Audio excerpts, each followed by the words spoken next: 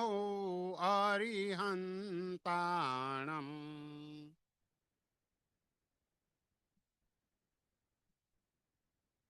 ॐ नमो सिद्धाणम्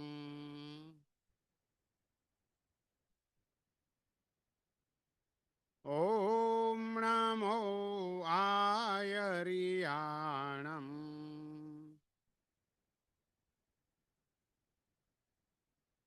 ॐ नमो वज्रायाणम्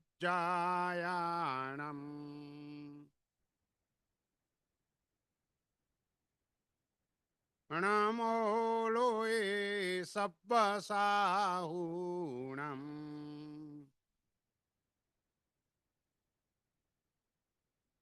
एषो पञ्चणमुक्कारो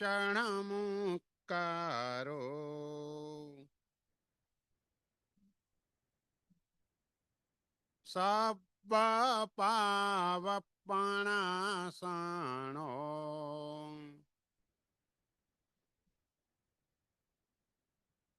मङ्गलानं च सब्बेसिम्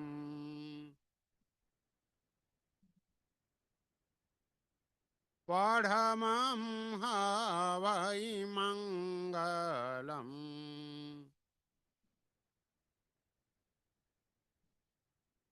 चत्तारि मङ्गलम् अरिहन्ता मङ्गलम् सिद्धा मङ्गलम् साहू मङ्गलम् केवली पन्नत्तो धम्मो मङ्गलम्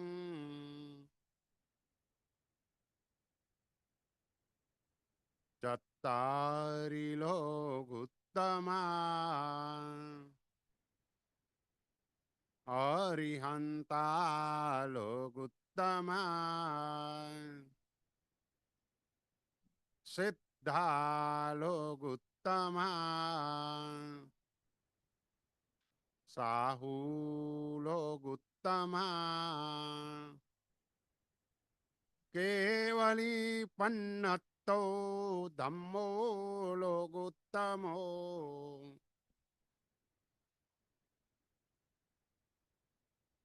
चत्तारि शरणं पवज्जामि अरिहन्ते शरणं पवज्जामि सिद्धे शरणं पवज्जामि साहू शरणं पवज्जामि केवली पन्नत्तं धम्मं शरणं पवज्जामि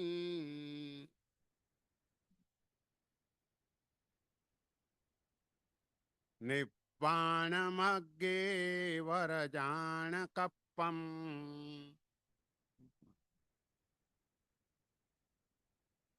वाणासियासे सकुवायिदप्पम् मायां जीर्णानं शरणं बुहाणम् नमामि नित्यं तिजगप्पहाणम् 12 नवकार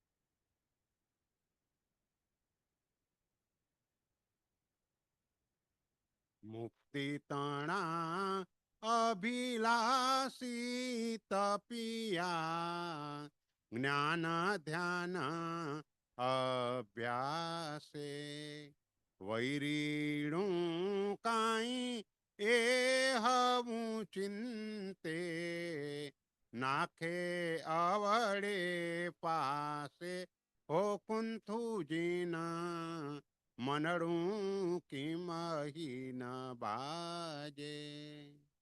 મુક્તિ તણા અભિલાષી તપિયા. આ જગતની અંદર બધા જ જીવો એક અપેક્ષાએ તો મુક્તિના જ અભિલાષી હોય. નાસ્તિક હોય એને પણ મુક્તિમાં જ જવું છે. મોક્ષ શબ્દથી ભલે પરિચિત ન હોય, પણ કોઈને પણ ક્વેશ્ચન પૂછવામાં આવે, ભાઈ તને સુખ જોઈએ કે દુઃખ? એનો એક જ જવાબ હોય, મને સુખ જોઈએ. બીજો ક્વેશ્ચન પૂછીએ, કેટલા ટાઈમ માટેનું સુખ જોઈએ? પરમેનન્ટ સુખ જોઈએ. આ પરમેનન્ટ સુખ માત્ર ને માત્ર મોક્ષમાં જ હોય. એના સિવાય કોઈ પણ જગ્યાએ પરમેનન્ટ સુખ આત્માને મળતું નથી. પણ અહીં જુદી વાત કરે છે. સામાન્ય રીતે તો બધાને મુક્તિની અભિલાષા હોય, પણ એ વિશેષથી જ્ઞાન ધ્યાન અભ્યાસે જેમને મુક્તિની તીવ્ર ઈચ્છા હોય અને એના કારણે ચારિત્ર પણ સ્વીકાર્યું હોય, ચારિત્ર સ્વીકારીને જ્ઞાનાભ્યાસની અંદર એકદમ આગળ વધતા હોય. કારણ કે ચારિત્ર જીવનમાં 5 પ્રહર સુધી સ્વાધ્યાય કરવાનો હોય. તો સતત સ્વાધ્યાયમાં રહેનારા, સતત ધ્યાન, ધ્યાન એટલે જે પણ આપણે આરાધના કરીએ એમાં આપણો ઉપયોગ જોડાય એને ધ્યાન કહેવાય છે. ધ્યાનને અગ્નિની ઉપમા આપવામાં આવી છે. અગ્નિ જેમ લાકડાને બાળી નાખે એમ ધ્યાન કર્મ ઈંધણને બાળી નાખે. કર્મરૂપી લાકડાને બાળવાનું કામ તે ધ્યાન કરે. પરંતુ વૈરીણું કઈ એ હવું ચિંતે. આવા ઉત્તમ મહાત્મા હોય, ઉત્તમ મહાપુરુષો હોય, એનું પણ મન એ એક વૈરી છે. કારણ કે આપણે ગઈકાલે વાત કરેલી કે મનઃ એવ કારણમ મનુષ્યાણમ બંધ મોક્ષયો. આપણા આત્માને 7મી નરકમાં મોકલનાર પણ મન છે અને મોક્ષમાં લઈ જનાર પણ મન છે. એટલે મન ઉપરનો કંટ્રોલ કરવો થોડો કઠિન છે. ચારિત્ર સ્વીકારી લીધું એટલે મન ઉપર કંટ્રોલ આવી જ જાય આવી કોઈ વાત નથી. એમાં પણ જીવે ઘણો પ્રયત્ન કરવો પડે. એક વખતે કોઈ શ્રાવકે પૂજ્ય ભુવન ભાનુસુરી મહારાજ સાહેબને પૂછેલું, સાહેબ તમને કોઈ દિવસે ખોટા વિચારો ના આવે?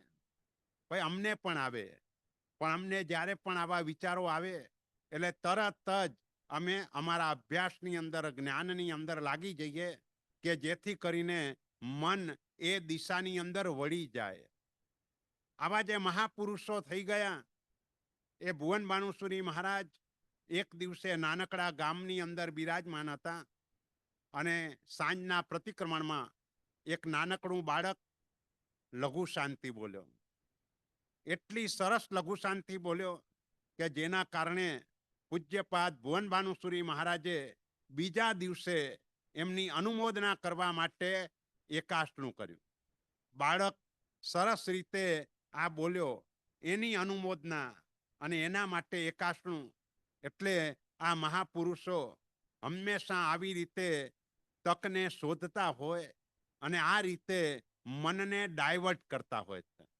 એટલે આપણે પણ આપણા મનને, મોટા ભાગે આપણું મન વિષય કસાયની અંદર ખૂંચેલું છે.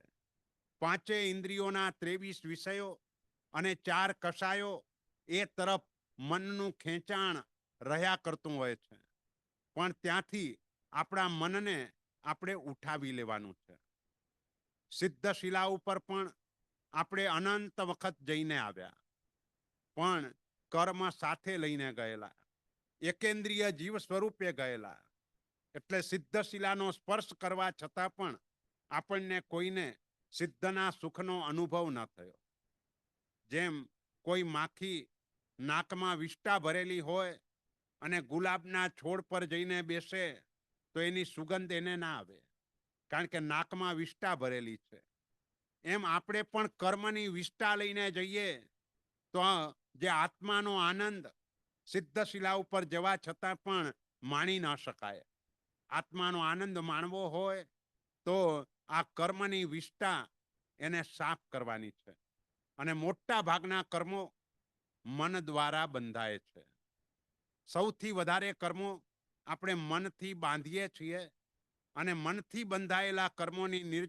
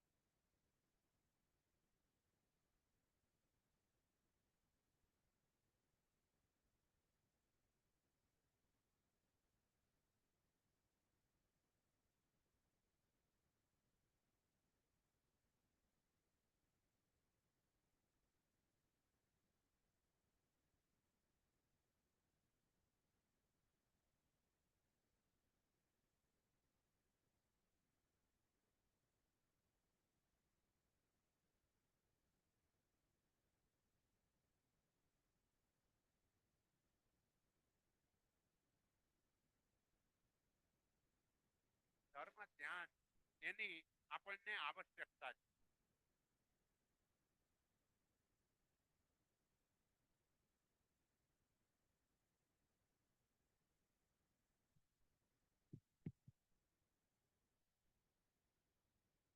ધર્મ ધ્યાન એની આપણને વિશેષ આવશ્યકતા છે. કારણ કે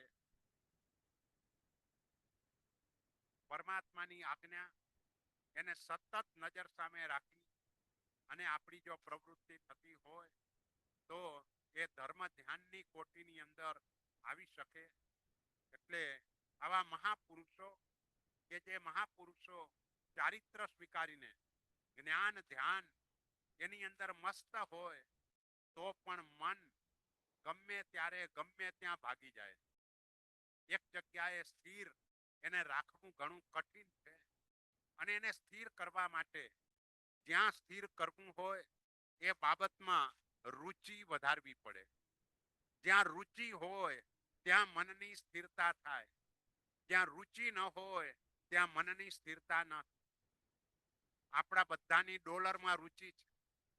એટલે રાતના 2 વાગે પણ ઊંઘમાંથી ઉઠાડી અને $100 નોટોના બંડલો ગણવા બેસાડી દે તો એક પણ ભૂલ ના આવે. બીજી વખત ગણવાની ક્યાંય જરૂર ન પડે. પણ એ જ માણસ પૂરી 8 કલાકની ઊંઘ કરી હોય અને સવારે ઉઠે અને એક નવકારવાળી પણ હાથમાં પકડાવીએ તો એ કેટલાય વચ્ચે વિચારો આવી જાય. કેમ? બસ નવકારમાં રસ નથી. નવકારમાં આપણે રુચિ વધારી નથી. પંચ પરમેશ્વરી ભગવંતો તરફનો બહુમાન ભાવ પૂજ્ય ભાવ આપણે વધાર્યો નથી. અને વધાર્યો ન હોવાના કારણે કદાચ કોઈ એવી શરત કરી દે, ભાઈ તારે રોજ એક નવકારવાળી ગણવાની, પણ એવી ગણવાની કે વચ્ચે બીજો વિચાર આવી જાય તો ફરીથી નવકારવાળી શરૂ કરવાની. બોલો કેટલા ટાઈમે નવકારવાળી પૂરી થાય? કેમ?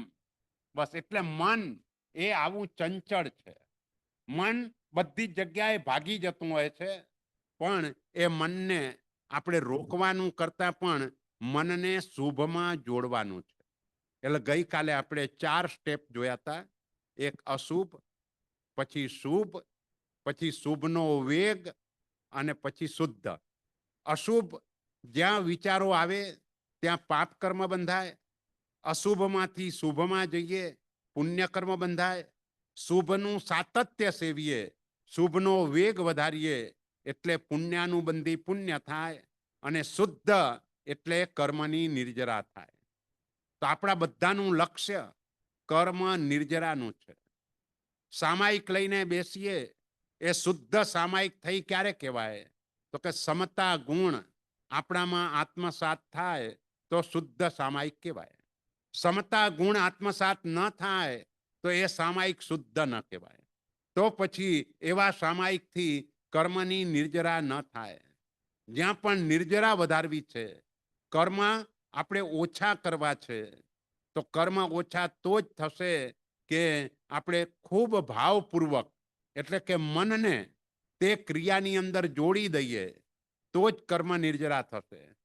પણ આપણી સ્થિતિ એ છે, કાયાથી ક્રિયા થાય છે પણ મન એ ક્રિયામાં જોડાતું નથી. એટલે નુકસાન એ થાય છે કે જે ક્રિયા કેવલ જ્ઞાન અપાવી શકે એ ક્રિયા આપણે વર્ષો સુધી કરવા છતાં પણ સામાન્ય લાભ પણ આપણે મેળવી શકતા નથી. એટલે જ સિદ્ધસેન દિવાકર સુરી મહારાજ કહે છે, યસ્માત ક્રિયા પ્રતિફલંતી ન ભાવ શૂન્ય. ભાવ વગરની ક્રિયા ફળ આપતી નથી. એટલે આપણે દરેક જગ્યાએ ભાવને પૂરવાનો છે, પણ ભાવ એ મનનો વિષય છે અને મન માત્ર ને માત્ર સંઘની પંચેન્દ્રિય અવસ્થામાં જ પ્રાપ્ત થાય છે. એના વગર મન આપણને મળતું નથી. એટલે આપણા જૈન શાસ્ત્રો એમ કહે છે કે આ સંઘની પંચેન્દ્રિયપણું ઉપરા ઉપરી 1000 સાગરોપમ સુધી જ મળે. 1000 સાગરોપમ સુધી આપણને મન મળ્યું મેક્સિમમ. એવું નથી કે 1000 સાગરોપમ સુધી મળ્યા જ કરે, પણ કોઈને કન્ટિન્યુઅસ મન મળ્યા જ કરે, મળ્યા જ કરે, મળ્યા જ કરે તો 1000 સાગરોપમ સુધી મળે. અને 1000 સાગરોપમ દરમિયાન જો આપણો મોક્ષ ન થાય તો કર્મ સત્તા મન આપણી પાસેથી છીનવી લે. એટલે કે આપણે મન વગરના હોઈએ એ સ્થાનમાં જવું પડે. એટલે કર્મ સત્તાનો એક અટલ નિયમ છે કે એને જે આપ્યું છે એનો મિસયુઝ કરીએ તો બીજા ભાવમાં આપે નહીં. કાન અત્યારે આપણને મળ્યા છે, એનો સારામાં સારો ઉપયોગ જીનવાણીનું શ્રવણ કરવું એ સારામાં સારો ઉપયોગ છે. પણ આપણે વિચારવાનું કે હું કાનથી જીનવાણીનું શ્રવણ કેટલું કરું છું અને એના સિવાય બીજાની નિંદા વગેરેનું શ્રવણ કેટલું કરું છું. જો જીનવાણીનું શ્રવણ ઓછું છે તો કર્મ સત્તા બીજા ભાવમાં કાન નહીં આપે. એટલે કે પંચેન્દ્રિયપણું એ પ્રાપ્ત નહીં થાય. આ કર્મ સત્તાનો અટલ નિયમ છે. જે આપ્યું એનો મિસયુઝ કર્યો તો બીજા ભાવમાં તે ન જ આપે. આપણે બધા શાલિભદ્રની વાત તો ઘણી બધી સાંભળી છે, પણ એના એક ભવની વાત કરીએ તો એ ભવની અંદર શ્રીમંત શ્રેષ્ઠી અને અતિશય શ્રીમંતાઈ, પણ એની જોડે જોડે અતિશય કૃપણતા. કોઈને કંઈ આપવાનું નહીં. ધર્મસ્થાનકમાં એક પણ પૈસો ક્યારેય આપે નહીં. એના 4 પુત્રો, ચારે પરણેલા. નાના દીકરાની વહુ એક વખતે સંવત્સરી મહાપર્વના દિવસે ઉપાશ્રયમાં જઈ અને આગળ કટાશનું પાથરી આવી. તે વખતે એક માજીએ ટોણો માર્યો, આમ આગળ આવીને શાના બેસી જાઓ છો? ગામને ખવડાવવું તો નથી, આમ આગળ આવીને બેસી જાઓ છો. એને ટોણો લાગી આવ્યો. એને થયું વાત સાચી છે, આપણી પાસે વ્યવસ્થા છે, લાભ લેવો જોઈએ, અને તેમ છતાં પણ સસરાજીની કૃપણતાના સ્વભાવના કારણે આપણે આ લાભ લઈ શકતા નથી. એટલે ઘરે જઈને બધા ભાઈઓએ મળીને નક્કી કર્યું કે આ વખતે આ સંવત્સરી મહાપર્વ એ તો થઈ ગયું, પણ પર્યુષણ મહાપર્વનું જે સ્વામી વાત્સલ્ય આવે એનો લાભ આપણે લેવો. આવું નક્કી કરી દીધું. પિતાજીને કંઈ પૂછ્યું નહીં. નક્કી કરેલા દિવસે સ્વામી વાત્સલ્યનો દિવસ આવ્યો એટલે સસરાજીને મેળી ઉપર ચડાવી દીધા સવારે, કે જેથી કરીને કંઈ ધમાલ ન કરે. અને બીજી બાજુ અહીં રસોઈ સરસ મજાની બનવા લાગી, સુગંધ આવવા લાગી. એટલે વિચાર આવ્યો, આહા, સરસ મજાની રસોઈ બની રહી છે, નક્કી મારા દીકરાઓએ આજે આ સ્વામી વાત્સલ્યનો લાભ લીધો લાગે છે. પણ મને પૂછ્યું નથી. સારું થયું મને ન પૂછ્યું. પૂછ્યું હોત તો હું ના જ પાડત. અનાયાસે પણ આ લાભ મળી ગયો. હવે કોઈ ગુરુ ભગવંત આવે તો એમને ઓરાવીને પછી આપણે વાપરીએ. બસ આ એક વિચાર આવ્યો અને તરત જ ધર્મલાભ અવાજ સંભળાયો, મહાત્મા પધાર્યા, પોતે ભૂલી ગયા કે હું મેળી ઉપર બેઠેલો છું. નીચે ઉતરવા જતા પડ્યા, ત્યાં જ મરણ થયું. અને મરીને એક ગરીબ વ્યક્તિને ત્યાં ઉત્પન્ન થયા. અત્યંત ગરીબી. અને અત્યંત ગરીબીનું કારણ શું? તો કે પૈસો હતો ત્યારે સદુપયોગ ન કર્યો, એટલે કર્મ સત્તાએ એને પૈસો નહીં આપ્યો. એટલે એક વખત જ્યારે પર્વ દિવસ આવ્યો, આજુબાજુમાં બધા લોકો ખીરની વાત કરતા હતા. ખીર પરમાન્ન દ્રવ્ય કહેવાય, શ્રેષ્ઠ દ્રવ્ય કહેવાય. એટલે એને પણ થયું મારે પણ ખીર ખાવી છે, અને એના માટે રડવા લાગ્યો. ઘરમાં કોઈ વ્યવસ્થા હતી નહીં. આજુબાજુવાળા કોઈ દૂધ આપી ગયા, કોઈ સાકર આપી ગયા, કોઈ ચોખા આપી ગયા. એમ કરીને જેમ તેમ ખીર બનાવી. પણ ખીર બન્યા પછી એને વિચાર આવ્યો, કોઈ મહાત્મા આવે તો આપીને પછી વાપરવું. કારણ કે મરતી વખતનો છેલ્લો ભાવ એ હતો. ભાવ તેવો ભવ, આ નિયમ છે. જેવો આપણો ભાવ હોય એ પ્રમાણે ભવની પ્રાપ્તિ થાય. આપણે બહારગામ જવા માટે બેગ તૈયાર કરીએ તો એ બેગની અંદર જે છેલ્લું કપડું મૂકીએ એ પહેલું નીકળે. બસ એવી રીતે આ જન્મનો જે છેલ્લો ભાવ હોય એ પછીના જન્મનો પહેલો ભાવ હોય. એટલે એને એ ભાવ ઘૂંટાયો અને ભાવપૂર્વક ખીર તો ઓરાવી દીધી, અને પછી સુકૃતની જે અનુમોદના કરી એના કારણે છેક શાલીભદ્ર તરીકે ઉત્પન્ન થયા. પણ આપણી મૂળ વાત એ છે કે જે મળ્યું હોય એનો જો દુરુપયોગ કરીએ તો બીજા ભાવમાં ન મળે. એટલે આપણને મન ઘણી મહેનતે મળ્યું છે, અને એનો જો દુરુપયોગ કરીએ, એનો દુરુપયોગ એટલે શું? તો કે એનો દુરુપયોગ એટલે આર્ત ધ્યાન, એનો દુરુપયોગ એટલે રૌદ્ર ધ્યાન, એનો દુરુપયોગ એટલે ખરાબ વિચારો, ખોટા વિચારો. આ બધો મનનો દુરુપયોગ કહેવાય. અને એ દુરુપયોગ બીજા ભાવમાં મન જ ના આપે. એટલા માટે આપણને આ મન મળ્યું છે તો મનને તમે આમ ઉલટું કરતો નમ થઈ જાય. આપણે નમી જઈએ તો મન પણ પવિત્ર બને. અને મનની પવિત્રતાનો ઉપાય પણ ગઈકાલે આપણે કહેલો કે જીવ સૃષ્ટિ તરફ મૈત્ર્યાદિ ભાવો અને પૂતગલ ઉપરના રાગને દૂર કરવા માટે અનિત્યાદિ ભાવો. બસ આ 16 ભાવોથી આપણું મન ભાવિત થાય તો જ મનની પવિત્રતા થાય. એના વિના મનની પવિત્રતા ન થાય. સમ્યક દર્શન મનની પવિત્રતાથી થાય છે. સમ્યક દર્શન એ પાયો છે, એ બીજ છે. એટલે જ આપણે બોલીએ સમકિત મૂળ 12 વ્રત. 12 વ્રત સ્વીકારીએ, પણ જો સમ્યક દર્શન જ ન હોય તો એકે વ્રતની કોઈ કિંમત નહીં. બોલો આપણે સામાયિક લઈએ તો સામાયિકમાં સામાયિક સંધિસાવું, સામાયિક ઠાવું આદેશ માંગીએ. સામાયિક તો 9મું વ્રત છે, પણ એ 9મા વ્રતની ઇમારત ટકે કઈ રીતે? સમ્યક દર્શનથી ટકે. એટલે અહીં વિધિમાં શું કર્યું? તો કે એના પેલા મુહપત્તિનું પડી લેહણ મૂકી દીધું. શા માટે? બસ આ સમ્યક દર્શન ગુણની પ્રાપ્તિ થાય.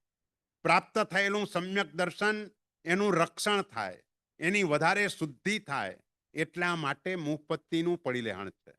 એના જે 40 કે 50 બોલવા પૂર્વક આપણે પડી લેહણ કરીએ છીએ, એનાથી સમ્યક દર્શન ન હોય તો પ્રાપ્ત થાય. પ્રાપ્ત થયેલું સમ્યક દર્શન નિર્મળ થાય, અને ત્યાર પછી સામાયિકના આદેશ માગીએ છીએ. બસ એવી રીતે આપણા જીવનમાં પણ આપણે જેમ વરસાદ ગમે તેટલો આવે, પહેલો જ વરસાદ સરસ મજાનો આવે, પણ ખેડૂતે બીજ જ ન વાવ્યું હોય તો એ વરસાદ ખેડૂત માટે શું કામનો? ખેડૂતે બીજ વાવ્યું હોય અને પછી સરખો વરસાદ આવે તો એ બીજમાંથી યોગ્ય પાક એને મળે. બસ એવી રીતે આપણા જીવનમાં પણ ધર્મનો વરસાદ હોય. દાન, શીલ, તપ, ભાવ, આ બધા ધર્મોનો વરસાદ આપણા જીવનમાં હોય, પણ સમ્યક દર્શનનું બીજ જ ન વાવ્યું હોય તો આ ધર્મથી મોક્ષ નામનું ફળ આપણને મળે નહીં. મોક્ષ નામનું ફળ તો જ મળે જો સમ્યક દર્શન નામનું બીજ આપણા આત્મામાં વવાયું હોય. અને સમ્યક દર્શન નામનું બીજ વાવવા માટે મનની પવિત્રતા જોઈએ. સૌથી પહેલા એ પવિત્ર બને તો જ સમ્યક દર્શન ગુણની ભૂમિકાએ પહોંચી શકાય. એટલે મનની અંદર સતત શુભ ભાવો આવ્યા કરે અને એ શુભ ભાવોમાંથી આપણે શુદ્ધ ભાવ એ લક્ષ્ય રાખીને આગળ વધીએ. લક્ષ્ય તો આપણા બધાનું નક્કી જ હોવું જોઈએ કે આપણે આ બધાનું લક્ષ્ય માત્ર ને માત્ર આપણા પોતાના ઘરે પહોંચવાનું છે. અને આપણું પોતાનું ઘર એટલે સિદ્ધ પદ. બીજા અન્ય દર્શનો કે ભાઈ ઈશ્વર એક જ છે. જો એક જ ઈશ્વર હોય તો જે થવાના હતા તે થઈ ગયા. હવે આપણે મહેનત શાના માટે કરવાની? જૈન દર્શન એમ કે ભાઈ આપણે પણ ઈશ્વર બની શકીએ, આપણે પણ ભગવાન બની શકીએ. તો આપણે ભગવાન બનવા માટે મહેનત કરવાની છે. અને ભગવાન બનવા માટેની મહેનત કરવામાં સૌથી પહેલું પગથિયું મનની પવિત્રતા. એના વિના ભગવાન બની ન શકાય. ભગવાન બનવા માટે આપણે મકરાણાથી પથ્થર લાવીએ અને એમાંથી ભગવાન બનાવવા હોય તો જે પથ્થરના નક્કામાં ભાગો હોય બધાને કાઢી નાખવા પડે એટલે ભગવાન બની જાય. બસ આપણામાં પણ જે નક્કામાં ભાગો કામ, ક્રોધ, લોભ, રાગ, દ્વેષ, ઈર્ષ્યા, અસૂયા આ બધા નક્કામાં ભાગો કહેવાય. એ નક્કામાં ભાગો આપણામાંથી નીકળી જાય એટલે આપણે પોતે ભગવાન બની જઈએ. પણ એ નક્કામાં ભાગો કાઢવા માટે મન એના ઉપરનો કંટ્રોલ સૌથી પહેલો જોઈએ. કારણ કે આ મન જીમાં જીમાં જતન કરીને રાખું તીમાં તીમાં અળગું ભાજે. જેમ જેમ તમે એને બાંધવાનો પ્રયત્ન કરો તેમ તેમ એ વધારે ને વધારે દૂર ને દૂર ચાલ્યું જાય. એટલે એવા સમયે આપણે જે પણ ક્રિયા કરતા હોઈએ એમાં ઉપયોગ જોડવા માટે એ ક્રિયાનું મહત્વ સમજીએ, એ ક્રિયામાં આવતા સૂત્રો એના ગાઢ રહસ્યોને સમજીએ તો રુચિ ઊભી થાય. આનંદ ગંજી મહારાજા કે રુચિ અનુયાયી વીર્ય. તમારી જ્યાં રુચિ હોય ત્યાં વીર્ય સહજતાથી સ્ફુરે. એ તરફ આપણો પ્રયત્ન સહજતાથી થાય. એટલે આપણે પણ સાહજિક રીતે મન ઉપરનો જો કંટ્રોલ લાવવો હોય તો સૌથી પહેલા દેવ, ગુરુ અને ધર્મ એના તરફની રુચિ વધાર્યા કરવાની છે. આપણી દેવમાં સુદેવ, ગુરુમાં સુગુરુ અને ધર્મમાં પણ સુધર્મ એના તરફની રુચિ જેટલા અંશે વધતી જાય એટલા અંશે મન એ દેવ, ગુરુ અને ધર્મની આરાધનાની અંદર જોડાતું જાય.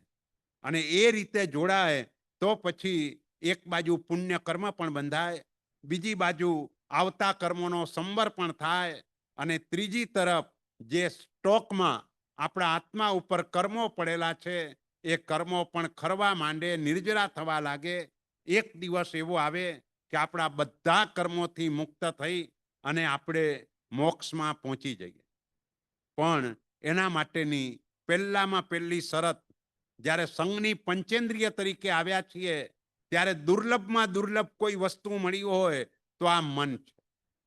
કાન તો પંચેન્દ્રિયપણામાં પણ મળે, અસંગની પંચેન્દ્રિયને પણ કાન હોય, આંખ ચૌરેન્દ્રિય અવસ્થામાં પણ હોય, નાક તેન્દ્રિય અવસ્થામાં પણ હોય, જીભ બેન્દ્રિય અવસ્થામાં પણ હોય અને શરીર તો જ્યાં સુધી મોક્ષે ન જઈએ ત્યાં સુધી નિગોદથી લઈને આ દિવસ સુધી આપણને મળ્યા જ કર્યું છે. એટલે પણ એ શરીર ઉપરનો રાગ એને દૂર કરવાનો છે.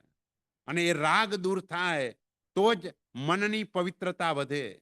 જ્યાં સુધી આ રાગ, આસક્તિ, એટેચમેન્ટ જ્યાં સુધી પણ સંસાર ઉપર છે ત્યાં સુધી મન એ દિશામાં જ દોડે. કારણ કે જ્યાં જવાબદારીઓ હોય ત્યાં મન વધારે દોડતું હોય છે. એટલે આપણી જવાબદારી આપણે નક્કી કરવાની છે કે ભાઈ મને કેટલું ચાલી શકે, બસ એટલું થઈ જાય એટલે સ્ટોપ થઈને વધારે ને વધારે ધર્મ પુરુષાર્થ એને આપણે પ્રધાનતા આપવાની છે. એટલે આપણે ત્યાં 4 પ્રકારના પુરુષાર્થ બતાવ્યા: ધર્મ, અર્થ, કામ અને મોક્ષ. પહેલો નંબર ધર્મને આપ્યો. કેમ? કારણ કે બધું ધર્મથી જ મળે છે. અર્થની પ્રાપ્તિ પણ ધર્મથી થાય છે, કામની પ્રાપ્તિ પણ ધર્મથી થાય છે અને મોક્ષની પ્રાપ્તિ પણ ધર્મથી થાય છે. પણ શુભ ધર્મ માત્ર અર્થ અને કામ આપીને અટકી જાય અને શુદ્ધ ધર્મ એ છેક અર્થ અને કામ આપે ખરા, પણ અર્થ અને કામમાં આપણું મન એમાં એકાકાર ન બને. આપણું મન એનાથી નિર્લેપ રહે. કમળની અંદર જેમ કાદવમાં ઉત્પન્ન થાય, પાણીથી વધે, રે બંનેથી નિર્લેપ અલિપ્ત, બસ એવી રીતે જ્યારે પણ સમ્યક દર્શન ગુણ આવે એટલે આપણે સંસારથી નિર્લેપ રહેવા લાગીએ. અને સંસારથી નિર્લેપ રહેવાનું છે. સૌથી પહેલો નંબર એ છે કે ચારિત્ર સ્વીકારી લઈએ. પણ એ કક્ષાએ આપણે પહોંચ્યા નથી. તો આપણા માટે શું? કે આપણા માટે આપણે સંસારમાં છીએ, પણ સંસારમાં આસક્ત થઈને ન રહીએ, રાજી થઈને ન રહીએ. સંસારની કોઈ પણ પ્રવૃત્તિ કરીને આનંદ ન માનીએ. સંસારની બધી જ પ્રવૃત્તિ છોડવા જેવી લાગે. રામચંદ્ર સુરી મહારાજની ત્રિપદી સંસાર છોડવા જેવો છે, સંયમ લેવા જેવું છે અને મોક્ષ મેળવવા જેવો છે. આ એમની ત્રિપદી હતી. ભગવાનની ત્રિપદી હતી ઉપન્નેયવા વિગમેયવા ધુવેયવા. ગણધર ભગવંતોના મસ્તક ઉપર જ્યારે પ્રદક્ષિણા ગણધર ભગવંતોએ આપી અને પહેલી પ્રદક્ષિણા પછી પૂછ્યું, ભયવામ કેમ તત્તમ? ત્યારે ભગવાન મહાવીરે કહ્યું, ઉપન્નેયવા. બીજી પ્રદક્ષિણા આપીને પૂછ્યું, ભગવાને કહ્યું, ધુવેયવા વિગમેયવા. ત્રીજી પ્રદક્ષિણા પછી પૂછ્યું તો કે ધુવેયવા. આ જગતની અંદર સર્વ પદાર્થો ઉત્પન્ન થાય છે, નાશ પણ પામે છે અને કાયમ પણ રહે છે. પર્યાયથી ઉત્પત્તિ અને નાશ હોય છે, દ્રવ્યથી સ્થિરતા હોય છે. આપણે દેવલોકમાંથી અહીં આવ્યા હોય તો દેવ પર્યાયનો નાશ થયો, મનુષ્ય પર્યાયની ઉત્પત્તિ થઈ અને આત્મા તરીકે આત્મા ધ્રુવ નિત્ય કાયમ છે. બંગડીમાંથી ચેન બનાવો, બંગડીનો નાશ, ચેનની ઉત્પત્તિ અને સોનું સોના તરીકે કાયમ. બસ આ માત્ર 3 પદો ભગવાને આપ્યા અને 3 પદોનો પ્રભાવ કેવો! 48 મિનિટની અંદર 11 ગણધર ભગવંતોએ દ્વાદશાંગીની રચના કરી દીધી. 12 અંગ કે જેની અંદર 14 પૂર્વોનું જ્ઞાન પણ સમાઈ જાય. આટલી બધી રચના, આપણે તો જે રચના કરી છે એને કંઠસ્થ કરવામાં કેટલો ટાઈમ જાય છે. માનતુંગ સુરી મહારાજે ભક્તામર સ્તોત્રની રચના કરી, એને તરત રચના કરી દીધી, પણ આપણે એને કંઠસ્થ કરવું હોય તો એ કેટલો ટાઈમ જાય. જ્યારે આ મહાપુરુષોએ આખી રચના જ 48 મિનિટની અંદર કરી દીધી, કેવો ક્ષયોપશમ થયો કર્મનો! બસ આવો ક્ષયોપશમ થવાનું કારણ શું? આ ક્ષયોપશમનું કારણ પણ મન જ છે. જે સમર્પણ ભાવ ગણધર ભગવંતોનો, તીર્થંકર પરમાત્મા તરફનો જે સમર્પણ ભાવ, બસ એ સમર્પણ ભાવના કારણે તીર્થંકર પરમાત્માએ જે વાસ નિક્ષેપ કર્યો, બસ એટલા માત્રથી એવો ઉચ્ચ કોટીનો ક્ષયોપશમ થયો કે 48 મિનિટની અંદર આ બધી રચના થઈ ગઈ. એટલે અહીં આગળની ગાથામાં કહે છે, આગમ આગમ ધરને હાથે, નાવે કીણા વિદ આકું, કિહા કાણે જો હઠ કરી અટકું, વ્યાલતાણી પરે વાકું, હો કુંથુજીના મનડું કિમહીન બાજે. બોલો આવા આગમ. આમ તો તે વખતની જે પ્રથા હતી એ પ્રથા કંઠસ્થ રાખવાની હતી. ગણધર ભગવંતોએ રચના કરી પણ ક્યાંય લખાયું નહોતું, બધા કંઠસ્થ રાખતા હતા. કંઠસ્થ પણ ન કહેવાય, હૃદયસ્થ હતું. બધાએ આત્મસાત કરી દીધેલું. જે એના પછીના આચાર્ય ભગવંતો થાય, બધા જ આચાર્ય ભગવંતો એને હૃદયની અંદર ધારણ કરનારા હોય. એ રીતે એનું હૃદયની નિર્મળતા, બોલો હૃદયની નિર્મળતા માટે આપણે પરમાત્માના હૃદયે પૂજા કરીએ અને વાણીની પવિત્રતા માટે કંઠ ઉપર પૂજા કરીએ છીએ. એનો ભાવ વાણીની પવિત્રતા પ્રાપ્ત થાય, પણ વાણીની પવિત્રતા હૃદયની પવિત્રતા વિના કદાપી ન થાય. પહેલા હૃદય નિર્મળ બનાવવું જોઈએ, પછી વાણીની પવિત્રતા થાય. તો આ લોકોના હૃદયની નિર્મળતા એવી હતી કે એના કારણે પછીના આચાર્ય ભગવંતો આ બધું જ આ હૃદયસ્થ કરેલું હતું. પણ જેમ જેમ સમય જતો જાય તેમ તેમ ઓછું ઓછું થતું જાય. એટલે અહીં પણ હું 1.5 કલાક બોલું અને ઘરે જઈને તમને કોઈ કે ભાઈ ઘરવાળા ના આવ્યા હોય ને પૂછે આજે શું સમજાવ્યું, તો તમે કેટલો ટાઈમ એનું વર્ણન કરો? 1.5 કલાકના 4 કલાક વર્ણન થાય કે 5-10 મિનિટમાં અટકી જવાય? એટલે શું થયું? એટલે જે ધારણ શક્તિ છે એ ઓછી ઓછી થતી જાય. કાળ પણ અવસરપીણી કાળ, એટલે અવસરપીણી કાળની અંદર આ બધું જ ઘટતું ઘટતું ઘટતું જાય. તે વખતે ગણધર ભગવંતોએ જ્યારે રચના કરી તે સમયે આપણું એક જ્ઞાતા ધર્મકથા નામનું આગમ કે જેની અંદર લગભગ 4.25 કરોડ જેટલી કથાઓ હતી. અને એ કથાઓ આજે આપણને એ જ આગમમાં માત્ર 19 મૂળ કથાઓ જોવા મળે. આનાથી વધારે નહીં. પછી પેટા કથાઓ હોય, પણ આમાંથી માત્ર 19 કથાઓ. એટલે કેટલું ઓછું થતું જાય છે એ વિચારવાનું. એટલે આમ સમય જતો ગયો અને સમય જતા દેવર્ધી ગણિત સમાશ્રવણ નામના આચાર્ય ભગવંત એમને થયું કે લોકો હવે આ બધું જ ભૂલતા જાય છે. એટલે વલ્લભીપુરની અંદર 500 આચાર્ય ભગવંતોએ સાથે મળી અને જેને જે યાદ હતું એ બધું લખવાનું શરૂ કર્યું. એટલે ત્યારે લખાયું. એટલે આપણે જે આગમ શબ્દ બોલીએ છીએ આ ગાથામાં, આગમ આગમ ધરને હાથ, એ આગમો આવ્યા ત્યારથી આમ રચના ભગવાનની હાજરીમાં થઈ ગઈ, પણ પછી એ લખાયા નહોતા. એટલે ઘણા લોકોને એમ થાય ભાઈ તે વખતે લખાયું તો નહોતું અને પછીથી લખાયું તો એમાં તો ઘણી ભૂલો હોઈ શકે.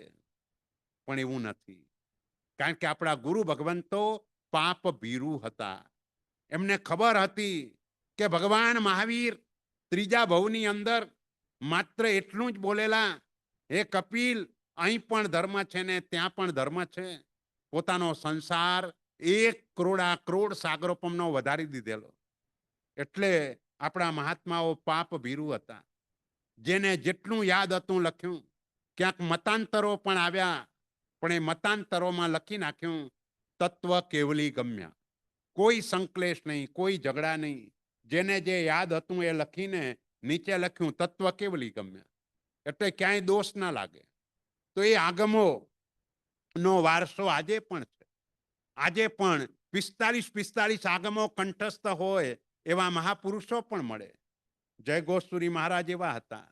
હાલતી ચાલતી લાઇબ્રેરી, બધા જ આગમો કંઠસ્થ. એટલું જ નહીં, કોઈ સવાલ પૂછો તો એ આગમનું નામ પણ બોલે, એનો શ્લોક નંબર પણ બોલે અને એ શ્લોક નંબરમાં કઈ જગ્યાએ લખેલું છે એ પણ બતાવી દે. આટલો બધો આજના સમયે પણ તીવ્ર જ્ઞાનાવરણીય કર્મના ક્ષયોપશમ વાળા, પણ એકલો જ્ઞાનાવરણીયનો ક્ષયોપશમ કામ ન લાગે. એની સાથે સાથે મોહનીય કર્મનો ક્ષયોપશમ જોઈએ. એટલે આપણે પણ આ જ્ઞાનાવરણીયનો ક્ષયોપશમ પ્રાપ્ત કરીને આખરે પ્રાપ્ત કરવાનો છે મોહનીયનો ક્ષયોપશમ. આપણે 8 કર્મમાં એનો જો સરદાર કોઈ હોય તો મોહનીય છે. એટલે આપણે સૌથી પહેલો હુમલો ત્યાં કરવાનો છે. પણ એ હુમલો ત્યાં કરવાનો હોવા છતાંય અહીં જ્ઞાનાવરણીય કર્મ પહેલું બતાવ્યું એટલા માટે કે જ્ઞાનથી એની ઓળખાણ થાય, અને ઓળખાણ થાય તો પછી આપણે એના ઉપર હુમલો કરી શકીએ. એમને એમ હુમલો ન થાય. એટલે આ રીતે બધા ક્રમ પણ અહીં બતાવ્યા છે. એટલે અહીં આ આનંદગંજી મહારાજા કહે છે, આગમ આગમ ધરને હાથે નાવે કિણ વિધા આંકું. આવા આગમને ધારણ કરનારા મહાપુરુષો હોય, એ મહાપુરુષોને પણ આ મન ગમે તે વખતે પછાડી દે, ક્યાંય વાર ન લાગે. કારણ કે આજના આપણા જેટલા પણ ગુણો છે એ બધા જ ગુણો ક્ષયોપશમ ભાવના છે. ક્ષાયિક ભાવના ગુણ નથી. ક્ષાયિક ભાવ એટલે આવ્યા પછી કદાપી ન જાય એવા પ્રકારનો ભાવ એ આજે નથી. આજે આપણો ક્ષયોપસમ ભાવ છે અને એ કેવો છે તો કે ચીકણી માટી, એના ઉપર તમારે ઉપર ચડવું હોય તો કેટલું ધ્યાન રાખવું પડે. બસ ક્ષયોપસમ ભાવ પણ એવો છે કે ક્ષયોપસમ ભાવમાં તમારી પાસે ગમે તેટલો મોટો ને સારો ગુણ હોય, પણ ક્યારે વાવાઝોડું આવે અને ક્યારે ગુણ ચાલ્યો જાય એ કંઈ કહેવાય નહીં. કારણ કે નિકાચિત કર્મનો ઉદય થાય ત્યારે ભલભલાનું પણ ચાલે નહીં. તેવા સમયે એને વશ થવું જ પડે. એટલે મહાપુરુષોને પણ આવા જે આગમધર મહાપુરુષો હોય એને પણ નાવે કીણવિધ આંખું, એનું પણ મન અંકુશમાં રહેતું નથી, એનું પણ મન કંટ્રોલમાં રહેતું નથી. એટલે એવા મહાપુરુષો પણ મનને કંટ્રોલ કરવા માટે આખો એ દિવસ સમ્યક દર્શન, સમ્યક જ્ઞાન અને સમ્યક ચારિત્ર, એની આરાધના સતત ચાલ્યા કરતી હોય. સવારે વહેલા ઉઠે, વહેલા એટલે કેટલા વહેલા ઉઠે કે સનરાઈઝ પહેલા એક પ્રહર, એટલા વહેલા. એટલે અહીં સનરાઈઝ 6 વાગે થતો હોય તો 3 વાગે મોટા ભાગે એમને ઉઠવાનું હોય. તો એટલા વહેલા ઉઠીને પોતાની આરાધના બધી જ શરૂ કરી દે અને મન એ આરાધનાની અંદર જોડાયેલું રહે. જ્યાં મન એ આરાધનાથી ખસી જાય તો એમને પણ લાભ ન થાય. અને એટલે જ આપણે એમ કહીએ છીએ કે આજ દિવસ સુધી આપણે પણ કેટલી વખત દીક્ષા લીધી તો કે એક બાજુ મેરુ પર્વત 1,00,000 યોજનનો અને એ મેરુ પર્વત જેટલા ઓઘા ભેગા કરીએ એનાથી વધારે વખત આપણે દીક્ષા લીધી છે અને તોય આપણું આત્મકલ્યાણ નથી થયું. એ ન થવાનું કારણ શું કે ત્યાંય મનને ઠેકાણે રાખ્યું નહોતું, એટલે આપણું ઠેકાણું ત્યાં પડ્યું નહીં. મન એને પવિત્ર બનાવવાનું છે અને અનાદિથી મન આવી રીતે ટેવાયેલું છે. એટલે તે સમયે એને પવિત્ર બનાવવા માટે 16 ભાવનાઓથી ભાવિત થવા માટે જબરજસ્ત પુરુષાર્થ કરવો પડે છે. એના વિના મન એ રીતે એ કંટ્રોલમાં આવતું નથી. એટલે દરેક જગ્યાએ પોઝિટિવ એંગલ, બસ એ જ જોયા કરીએ અને એ તરફ જ આપણો દ્રષ્ટિકોણ હોય તો જ આના ઉપર કંઈક અંશે આપણે કંટ્રોલ લાવી શકીએ, નહીતર કંટ્રોલ ના આવે. પન્યાસ ભદ્રંકર વિજયજી મહારાજા જેવા કેવા ઉત્તમ મહાપુરુષ થયા કે જેની પવિત્રતા, પણ એ પવિત્રતાનું કારણ એ હતું કે મૈત્ર્યાદિ 4 ભાવો એટલા બધા આત્મસાત કરેલા કે જેના કારણે આખું જીવન નવકારમય થઈ ગયું. આખા જીવનની અંદર નવકારને જ ઘૂંટ્યો, નવકાર સિવાય કંઈ નહીં. કારણ કે નવકાર એ 14 પૂર્વનો સાર છે. નવકારનો વિસ્તાર કરો, એનો વિસ્તાર 14 પૂર્વ જેટલો થાય અને 14 પૂર્વ એટલે એક પલ્લામાં 16,383 એટલા એલિફન્ટ મૂકો અને બીજા પલ્લામાં એના વજન જેટલી સૂકી સાઈ અને સૂકી સાઈને ભીની કરીને જેટલું લખાય એટલું જ્ઞાન 14 પૂર્વમાં હોય. તો આવા 14 પૂર્વધર મહાપુરુષો એ પણ આપણે ત્યાં થઈ ગયા, પણ મને આ મન એ એમની પણ બાજી બગાડી દે. પ્રસમરતિની અંદર ઉમા સ્વાતિજી મહારાજા કે જેમને તત્વાર સૂત્રની પણ રચના કરી અને પ્રસમરતિ નામનો ગ્રંથ એની રચના પણ ઉમા સ્વાતિજી મહારાજાએ કરી. એમાં એક ગાથામાં એમણે લખ્યું કે એવા અનંત આત્માઓ નિગોદમાં બેઠેલા છે કે જે ભૂતકાળમાં 14 પૂર્વના જ્ઞાની હતા. બોલો, આટલા જ્ઞાની મહાપુરુષો એવા પણ નિગોદની અંદર કે જ્યાં 48 મિનિટની અંદર 65,536 વખત જન્મ મરણ કરવાના. આપણે એક શ્વાસ લઈએ એટલી વારમાં 18 વખત જન્મ થઈ જાય અને 17 વખત મરણ થઈ જાય. આવા ભવો આ 14 પૂર્વધર મહાપુરુષોને પણ પરંપરાએ કરવા પડે. કેમ? કારણ શું? મન, પ્રમાદ. આપણો વધારે સમય એક અપેક્ષાએ જોવા જઈએ તો પ્રમાદમાં જાય છે. ભગવાન મહાવીર એટલે જ ગૌતમ સ્વામીને વારંવાર કહેતા સમયમ ગોયમ મા પમાયે. ગૌતમ સ્વામીનું નામ બોલીને કહેતા હતા, પણ હકીકતમાં ગૌતમ સ્વામી કરતા આપણને બધાને કહેવાનું હતું. આજથી 50, 60, 70 વર્ષ પહેલાનો જમાનો એ હતો કે કંઈ પણ કોઈને ઘરમાં કેવું હોય તો બીજા કોઈને ન કહે, પોતાની જ પત્નીને કહે. એટલે ઘરવાળા બીજા બધા સમજી જાય કે આ મને કહે છે. બસ એમ ભગવાન મહાવીર પણ સમયમ ગોયમ માપમાયે, હે ગૌતમ તું સમય પણ પ્રમાદ ન કર. ગૌતમ સ્વામી તો 4 જ્ઞાનના ધણી હતા, અતિશય જાગૃત અવસ્થા હતી. તો એમને કહ્યું એટલે આપણા માટે પણ એ આવી જ ગયું. તો આપણો કયો પ્રમાદ છે કે જે પ્રમાદ આપણને છેક નિગોદ સુધી ઢસડીને લઈ જાય છે? એક તો નિગોદમાંથી નીકળવામાં પણ ઘણો સમય આપણો ગયો. નિગોદમાંથી નીકળવા માટે પહેલી વખત જ્યારે નીકળ્યા ત્યારે તો લાઈન લગાવીને બેઠેલા હતા. ભાઈ, કોઈ જીવ મોક્ષમાં જાય તો મારો નંબર બહાર નીકળવામાં લાગે. અને કોઈક આત્મા કે જે નિમિત્તે આપણે બહાર આવવાના હતા એ આત્મા મોક્ષમાં ગયો અને આપણે બહાર આવ્યા. હવે બહાર આવ્યા પછી ધીમે ધીમે ધીમે વિકાસ કરતા કરતા છેક અહીં સુધી પહોંચી ગયા.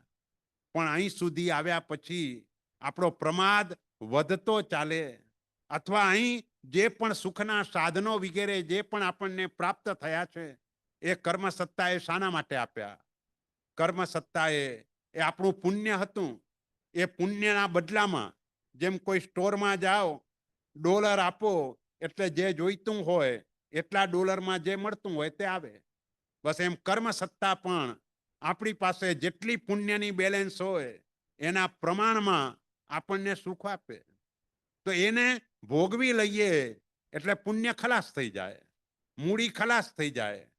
$1 ખિસ્સામાં ન રહે અને પછી સ્ટોરમાં જઈએ કંઈ લેવા તો કોઈ આપણને કંઈ ના આપે. બસ એમ પુણ્ય ખલાસ થઈ જાય એટલે કર્મ સત્તા કહી દે, ભાઈ હવે તમને નિગોદમાં મોકલું છું, તમારી પાસે હવે બેલેન્સમાં કંઈ નથી, તમે ત્યાં જઈને આવો, ધીમે ધીમે ધીમે મહેનત કરજો અને વળી પાછું તમારી પાસે પુણ્ય જમા થશે એટલે મનુષ્ય જન્મ મળશે. કેટલી રાહ જોવી પડે મનુષ્ય જન્મ મેળવવા માટે? આપણે બધા અનંત જીવોમાંથી સિલેક્શન થઈને આપણો અહીં આવ્યા છીએ કે જેની અંદર આ સંખ્યા સીટ નક્કી છે. આપણા ગર્ભજ મનુષ્યોની સીટ નક્કી છે. તમારી લોકસભા, વિધાનસભા કે સેનેટ, તમે જે પણ બોલતા હો એની સીટમાં ફેરફાર થાય, પણ આ સીટમાં કોઈ દિવસે ફેરફાર ન થાય. ગર્ભજ મનુષ્યો 29 આંકડા જેટલા જ છે. 29 આંકડા એટલે એકની સંખ્યાને 96 ટાઈમ ડબલ કરો. 1, 2, 4, 8, 16 એમ કરતા કરતા 96માં નંબરમાં જે આંકડો આવે એટલા જ ગર્ભજ મનુષ્ય હોય. એનાથી એક ઓછો ન હોય, એક વધારે ન હોય. જેટલાનું મૃત્યુ થાય એટલા એ જ સમયે અહીં આવી જાય. અને મનુષ્યપણું કેટલું દુર્લભ છે. બીજી રીતે વિચારો કે ધારો કે દેવલોક, એમાં એક સમયમાં અસંખ્યાતા દેવો મરે, નરકમાંથી અસંખ્યાતા નારકો મરે, તિર્યંચમાંથી અનંતા તિર્યંચો મરે, મનુષ્યમાંથી પણ લિમિટેડ મનુષ્યો મરે. અને તો પણ આ બધામાંથી એવું બને કે એક પણ જીવ મનુષ્યમાં ના આવ્યો હોય. એક પણ જીવ, આટલા બધા ચારે ગતિમાં મર્યા પણ એકનો નંબર પણ મનુષ્ય બનવામાં ન લાગે, આવું બને. અને જો ધારો કે આપણે એવી કલ્પના કરીએ, ભાઈ આટલામાંથી એક તો આવે ને, બધા ના આવે પણ એક તો આવે ને, જો એક પણ આવે તો આંખના પલકારામાં અસંખ્ય મનુષ્યો થઈ જાય. કારણ કે આંખના પલકારામાં અસંખ્ય સમય જાય એટલે અહીંયા અસંખ્ય મનુષ્યો થાય. એ તો છે જ નહીં, 29 આંકડા જેટલા જ મનુષ્યો છે. એટલે આપણે કેટલી મહેનતથી અહીં આવ્યા છીએ, કેટલી સ્ટ્રગલ કરીને અહીંયા પહોંચ્યા છીએ, કેવો કેટલો ધર્મ કર્યો હશે અને એના કારણે અહીં આવ્યા છીએ. પણ અહીં આવ્યા પછી આપણે એ બધું ભૂલી ગયા અને મોજ મજા એની અંદર આપણો સમય વિતાવી દીધો. મોટા ભાગના જીવોનો સમય ક્યાં પસાર થાય? આપણે જે પ્રમાદની વાત કરીએ છીએ એમ કહેવાય, પમાઓ હી મચ્ચું, પ્રમાદ એ જ મૃત્યુ છે. આપણું મૃત્યુ ક્યારનું થઈ ગયું છે, અગ્નિ સંસ્કાર મોડો થવાનો છે. અગ્નિ સંસ્કાર જ્યારે આત્મા નીકળી જશે પછી થશે. બાકી મરણ તો ક્યારનું થઈ ગયું છે. કારણ કે ભાવ મરણ એ તો ડગલે ને પગલે ચાલુ છે. આત્મા સિવાયના જે પણ વિચારો, જે પણ વાણી વર્તન, એ બધું જ આપણું ભાવ મરણ છે. દ્રવ્ય મરણનો ભય બિલકુલ ના જોઈએ, ભાવ મરણનો ભય હોવો જોઈએ. આપણે બધા ગભરાઈએ છીએ શાનાથી? દ્રવ્ય મરણથી. આજકાલ મોટા ભાગનો વર્ગ એને સૌથી વધારે ભય શાનો? મરણ. પણ એ તો નક્કી છે, મરણ તો પ્રકૃતિ છે, આવવાનું જ છે. એનાથી શા માટે ગભરાવાનું? તો જૈન શાનાથી ગભરાય? જન્મથી ગભરાય. જન્મ વિકૃતિ છે, મરણ એ તો પ્રકૃતિ છે. આપણે જન્મથી ગભરાવાનું છે. આ જન્મ આપણને અજન્મા બનવા માટે મળ્યો છે. કોઈનો પણ જન્મ દિવસ આવે અને તે સમયે આપણા આશીર્વાદ માગે તો એક જ આશીર્વાદ આપવાનો કે આ જન્મમાં તમે એવો પુરુષાર્થ કરો કે અજન્મા બની જાઓ. બીજી વખત જન્મ જ ધારણ ન કરવો પડે એ પ્રકારનો પુરુષાર્થ કરવા માટે આપણને આ જન્મ મળ્યો છે. અજન્મા તો જ બનાય, બધા જ કર્મો નીલ થઈ જાય. ન પુણ્ય હોય ન પાપ હોય, બધા જ કર્મો ખલાસ થઈ જાય ત્યારે અજન્મા બનાય. અને આ જન્મમાં એ શક્ય નથી. આ જન્મમાં આપણે બધા કર્મોથી ખલાસ થવાના નથી. પણ મન ઉપર કંટ્રોલ કરીને આ બધાનો ક્ષય કરવાનો, નાશ કરવાનો એ બધો પુરુષાર્થ આપણે ચોક્કસ કરી શકીએ. કાયાથી જેટલા કર્મો ખપે એના કરતા વચનથી વધારે ખપે, અને એના કરતા પણ મનથી વધારે ખપે. એટલા માટે જ આપણે મન ઉપર વધારે કંટ્રોલ કરવાનો. આપણે બધા અહીં સ્વાધ્યાયમાં આવ્યા, એના પેલા આરતી ઉતારી. એની અંદર બોલ્યા, આરતી ઉતારી રાજા કુમાર પાડે. કેમ એનું નામ કેમ બોલ્યા? કારણ શું?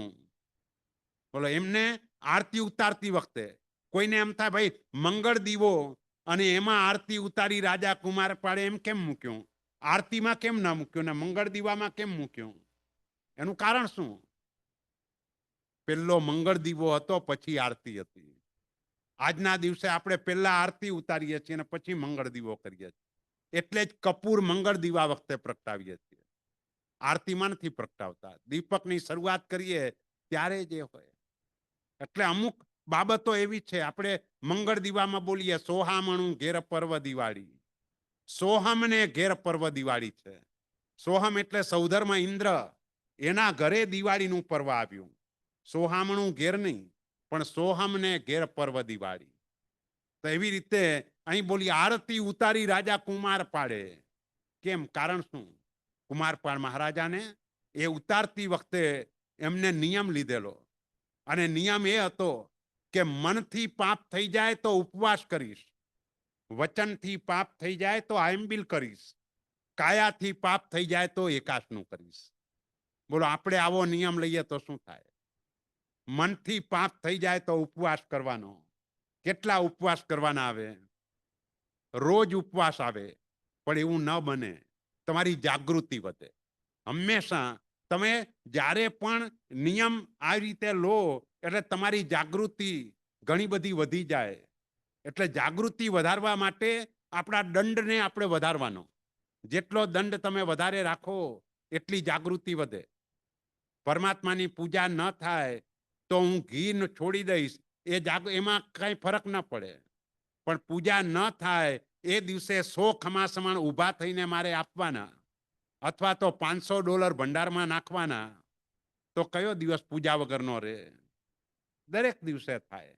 એટલે જાગૃતિને હંમેશા વધારવી હોય તો એ રીતે જ નક્કી કરવું પડે, તો જ જાગૃતિ વધે. કુમારપાળ મહારાજાએ નક્કી કર્યું, ભાઈ મનથી પાપ થઈ જાય. કોનો 18 દેશની જવાબદારી છે. આપણા ઉપર કેટલી જવાબદારી? એના ઉપર 18 દેશની જવાબદારી. અને તેમ છતાંય આવો નિયમ. અને 18 દેશની જવાબદારીમાં 65 વર્ષની ઉંમરે ભણવાનું શરૂ કર્યું છે. 65 વર્ષની ઉંમરે. અને એ પણ સિદ્ધ એમ વ્યાકરણ. પોતાના ઘરેથી રાજસભામાં નીકળે એવા સમયનો ટાઈમ ફાજલ ન જાય. જેમ તમે અહીંથી જોબ ઉપર જતા રસ્તામાં કોઈ કેસેટ કે એ કંઈ પણ લગાવી દો કોઈનો સ્વાધ્યાય, અને એ રીતે સાંભળતા હો, એવી રીતે એમણે રસ્તાનો ઉપયોગ આ રીતે ભણવામાં કર્યો. અને 65 વર્ષની ઉંમરે પણ એમને ભણવાનું ગમતું હતું. બોલો આપણને કેટલું ગમે છે ભણવાનું? નવું નવું ભણવાનું એ તો ચાલુ રહેવું જ જોઈએ. બોલો રામચંદ્ર સુરી મહારાજ કેટલી મોટી ઉંમર હતી, પણ નિયમ હતો, રોજની એક ગાથા એ કંઠસ્થ ન થાય ત્યાં સુધી નવકારસિંહનું પચખાણ પારવાનું નહીં. એ ગાથા કંઠસ્થ કરીને પછી જ પચખાણ પારવાનું, એના પેલા પારવાનું નહીં. એટલે અભ્યાસ એ બહુ જ જરૂરી છે. કારણ કે મન એના ઉપર જો કંટ્રોલ કરવો હશે, જેટલો અભ્યાસ વધારે હશે એટલી સમજ વધશે, અને સમજ વધી તો એ રીતે પહોંચાશે, એના વિના નહીં થાય. એટલે અહીં કે આગમ આગમ ધરને હાથે, આવા જે આગમ પુરુષો કહેવાય કે જેને 45 આગમો કંઠસ્થ હોય, એને પણ આ મન ક્યારે વાંકું ચાલી જાય, ક્યારે ક્યાં એને પણ અથડાવી દે, એ કંઈ કહેવાય નહીં. એટલે આપણે વાત એ કરતા હતા કે 5 પ્રકારનો પ્રમાદ જે નિગોદમાં જવાનું મુખ્ય કારણ છે, એ 5 પ્રકારનો પ્રમાદ છે. પહેલો પ્રમાદ નિદ્રા, કે જેની અંદર આપણી અડધી જિંદગી જાય. તમારું 100 વર્ષની ઉંમર હોય તો 50 વર્ષ ઊંઘવામાં જાય. બાલ્યાવસ્થા, વૃદ્ધાવસ્થા એમાં ઊંઘ વધારે હોય.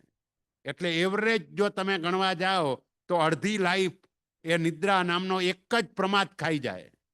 બોલો ભગવાને કેટલો પ્રમાદ કર્યો હતો?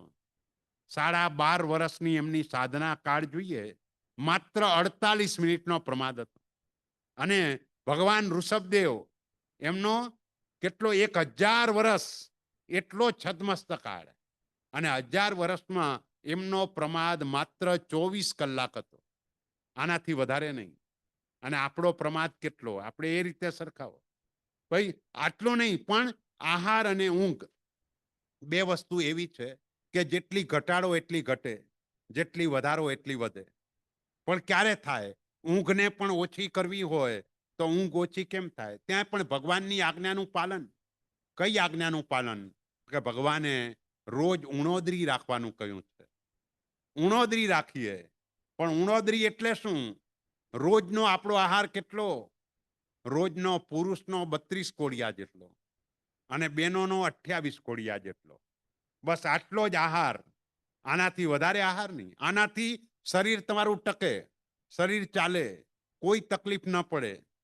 એક વખતે ભુવન ભાનુસુરી મહારાજ એ વર્ધમાન તપની ઓળીઓ ચાલુ હતી, 18 ઓળી કરી, અને પછી એમ લાગ્યું કે આ સ્વાધ્યાય ને બધામાં તકલીફ પડે છે, આંબિલ છોડી દીધા. ચેન્નાઈથી એક શ્રાવક આવ્યા અને પૂછ્યું, સાહેબ સાતામાં? તો કે હવે આંબિલ નથી કરતો. કેમ આંબિલ છોડ્યા? એટલે એમને કહ્યું કે આની અંદર મન ચોંટતું નથી, કઈ ને કઈ ઓલો પ્રમાદ થાય છે. તો ભગવાન કોઈ દિવસે એવો તપ બતાવે કે એનાથી આપણને પ્રમાદ થાય? તરત જ ભુવન ભાનુસુરી મહારાજ એ બોલ્યા કે નહીં, વાત તો સાચી છે. અને પછી એમને પાછી વર્ધમાન તપની ઓળીઓ શરૂ કરી, 108 સુધીની ઓળી કરી. એટલે મનને સમજાવવાનું છે, ભાઈ આ ખોરાક આટલો હોય તો ઘણો થઈ ગયો, આનાથી વધારે આહાર એની આપણા શરીર માટે આવશ્યકતા જ નથી. બસ 32 ને 28 કોળિયા આટલો આહાર લો, પછી ઊંઘ કેટલી આવે? આપણે તો આમ ભરપેટ જમીએ તો પછી ઊંઘ આવવાની જ છે, એ ઊંઘ વધારે આવે. એટલે અહીં ઊંઘનું પ્રમાણ એ ઘટાડવાનું છે, અને તો જ સાધના થશે. સાધના હંમેશા બ્રાહ્મ મુહૂર્તની અંદર થાય. સવારે વહેલા ઉઠો તો થાય, પણ વહેલા ઉઠવાનું થાય જ નહીં. કારણ કે આ નિદ્રા નામનો પ્રમાદ એ આપણને આ રીતે રખડાવ્યા કરે.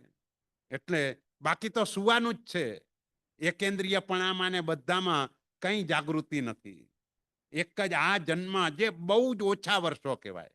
કારણ કે આપણને જે 100 વર્ષ આપણે બોલતા હોઈએ છીએ, પણ 100 વર્ષમાં અમુક ઉંમર પછી તો આપણું પોતાની બેલેન્સ પણ નથી રહેતું. એટલે કંઈ કહેવાય નહીં.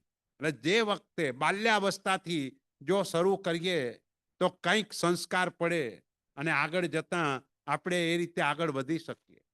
પણ આ પ્રમાદ એ ઓછો કરવા જેવો છે. નિદ્રા નામનો પ્રમાદ. બીજો વિષયોનો પ્રમાદ. પાંચે ઇન્દ્રિયોના 23 વિષયો. મનગમતા વિષયો મળે એટલે રાગ કરીએ, ન ગમતા વિષયો આવે એટલે દ્વેષ ભાવ થાય. તો એ પણ આપણે છોડવાના છે. જે પણ સારું કે ખરાબ મળે છે એ બધાનું કારણ આપણા પોતાનું પુણ્ય ને પાપ કર્મ છે. બસ પછી આપણે એના માટે વધારે ફાંફા મારવાની કોઈ જરૂર નથી. જેટલું આપણું પુણ્ય છે એના પ્રમાણમાં જ મળવાનું છે. આનાથી વધારે મળવાનું જ નથી. પછી પુરુષાર્થ વધારે કરવાની શી આવશ્યકતા છે? બોલો, પુરુષાર્થ આપણે કેટલો કરવાનો એ પણ બતાવ્યું. આપણે અર્થ પુરુષાર્થ પૈસા કમાવાના, કારણ કે ગૃહસ્થ જીવન છે. ગૃહસ્થ જીવનમાં પૈસાની જરૂર પડવાની, પણ એના માટે પુરુષાર્થ કેટલો કરવાનો. તો આપણે ત્યાં આપણી દિનચર્યા શું બતાવી? શ્રાવક તું ઉઠે પ્રભાત, 4 ઘડી લે પાછલી રાત. એટલે શ્રાવકને જાગવાનું ક્યારે? તો કે સનરાઈઝ થાય એની 4 ઘડી પહેલા. 4 ઘડી એટલે 96 મિનિટ, 1.5 કલાક અને ઉપર 6 મિનિટ. આટલા વહેલા આપણે જાગી જવાનું હોય. એટલે 6 વાગે અત્યારે સનરાઈઝ થતો હોય તો 4:30ની પહેલા આપણે જાગી જવું જોઈએ. અને જાગી જઈને સામાયિક પ્રતિક્રમણ, એની ક્રિયા પણ એ પ્રકારની કે બરાબર સનરાઈઝ થાય તે વખતે વંદિતું આવે એ રીતે એ પ્રતિક્રમણની ક્રિયા કરે. એ ક્રિયા કર્યા પછી જીન મંદિર દર્શન કરવા જાય, ઘરે આવીને નવકારસી વાપરે, પછી જીનવાણીનું શ્રવણ કરવા જાય, જીનવાણીનું શ્રવણ કરી આવી અને પરમાત્માની અષ્ટપ્રકારી પૂજા મધ્યાહન કાળની કરે. એ પૂજા કર્યા પછી ઘરે આવીને વાપરીને વામ કુક્ષી 10-15 મિનિટ માટે પણ આરામ કરે અને પછી ઘરેથી પૈસા કમાવા માટે બહાર નીકળે. અને આવી જવાનું ક્યારે? તો કે સનસેટ થાય એની 48 મિનિટ પહેલા વાપરી લેવાનું. એટલે એની 48 મિનિટ પહેલા ઘરે આવી જવાનું. એટલે સનસેટના 1.5 કલાક પહેલા ઘરે આવી જવાનું. અને જવાનું ક્યારે? 1:30-2 વાગે બહાર નીકળવાનું. સનસેટના આ 1.5 કલાક પહેલા ઘરે આવી જવાનું. આજ તો તમારો જોબનો ટાઈમ જ 8 કલાકનો. તો આને ક્યાં મેળ ખાય? એટલે જે અર્થ પુરુષાર્થ એ આટલો જ કરવાનો છે. આપણા જીવન જીવવા માટે આનાથી વધારે પુરુષાર્થની જરૂર જ નથી. પણ આપણે વધારે પુરુષાર્થ કરીએ છીએ એટલા માટે આપણે આપણી જરૂરિયાતો વધારી દીધી છે. જરૂરિયાતો વધારી એટલે વધારે મહેનત કરવી પડે છે. અને જેટલી અહીં વધારે મહેનત કરવા જઈએ એ બધો કાપ ક્યાં લાગે? ધર્મમાં. હંમેશા ચાલશે શબ્દનો ઉપયોગ ક્યાં થાય? બોલો, સામાયિક નહીં થાય તો, પૂજા નહીં થાય તો, સ્વાધ્યાયમાં નહીં જવાય તો, ત્યાં જ ચાલશે. જોબમાં ચાલશે શબ્દ નથી વપરાતો, કે સ્કૂલમાં જવાનું હોય તો ચાલશે શબ્દ નથી વપરાતો, વ્યવહારમાં ક્યાંય જવાનું હોય તો ચાલશે શબ્દનો ઉપયોગ નથી કરતા. એટલે આ જાણે વધારાનું હોય એટલે આપણે ત્યાં ચાલશે. પણ ચાલશે એવું કરવા ગયા તો કર્મસત્તા આપણને ચલાવી દેશે. એ દુર્ગતિની અંદર આપણને ધકેલી દેશે. કે જે આપણું આ નાનકડું જીવન જે આપણને મળ્યું છે એ નાનકડા જીવનથી આપણે અનેક ભવોની પરંપરાને સુધારવાની છે. ખાલી એક વખત દુર્ગતિમાં ગયા એટલે કામ પતી નથી જતું. એક વખત દુર્ગતિમાં ગયા એટલે દુર્ગતિની હારમાળા ચાલવાની છે, પરંપરા ચાલવાની છે. એના બદલે આ એક ભવની અંદર એવી મહેનત કરી દઈએ કે આખી ભવની પરંપરા સુધરી જાય. ઘણા લોકો એમ બોલે, ભાઈ શાક બગડે તો દિવસ બગડે, અથાણું બગડે તો વરસ બગડે, બૈરી બગડે તો ભવ બગડે. આવું બોલતા હોય છે લોકો. એક કહેવત છે. પણ અહીં કહેવતને હજુ આગળ વધારવી હોય તો એમ કહેવાય કે બૈરી બગડે તો ભવ નહીં, આખી ભવની પરંપરા બગડે. કારણ કે સતત આર્ત ધ્યાનમાં તમે રહો, સતત રૌદ્ર ધ્યાનમાં રહો, અને આર્ત અને રૌદ્ર ધ્યાન ભવની પરંપરા આખી બગાડી દે. એટલે મનને સમજાવવાનું છે, ભાઈ તારે સારા ભાવોમાં જ રહેવાનું છે. દરેક જગ્યાએ પોઝિટિવ જ જોવાનું છે. કારણ કે મનનો સ્વભાવ એવો છે કે ખરાબ જલ્દી ગ્રહણ કરે છે. સારું એક્સેપ્ટ કરવા માટે જલ્દી મન તૈયાર થતું નથી, અને ખરાબ જલ્દી એક્સેપ્ટ કરી લે. કોઈ એમ કે ફલાણા ભાઈએ ઉપદાન તપ કરાવ્યું, એટલું સરસ ઉપદાન તપ કરાવ્યું કે એની અંદર 10 કરોડ રૂપિયા ખર્ચ્યા. આવી રીતે કોઈ કહે તો એવા સમયે મન વિચાર કરે ભાઈ 10 કરોડ કોને કહેવાય? ખર્ચ્યા હશે 5 કરોડ, બોલે છે 10 કરોડ. અને અડધા કલાક પછી કોઈ આવીને એમ કે ફલાણા ભાઈએ 50 કરોડમાં હાથ ઊંચા કર્યા. તો હોતા હશે 50 કરોડ? હશે 200 કરોડ, બોલે છે 50 કરોડ. 25 કરોડ તો એક મારા મિત્રના જ છે. પછી આના આટલા છે, આના આટલા છે, એમ કરીને ગણાવવા લાગે અને કે હશે તો વધારે, આ બોલે છે ઓછું. આ મનની આ ટેવ છે કે જ્યાં પણ ખરાબ હોય ત્યાં જલ્દી એ એક્સેપ્ટ નહીં પણ એને વધારીને કહેવાની વિચારે છે. અને જ્યાં સારું હોય ત્યાં એમ વિચારે કે આટલું તો હોતું હશે, આ તો એ રીતે બોલે છે. એટલે મનને સમજાવવાનું છે. આપણે તો અનુમોદના જ કરવાની છે.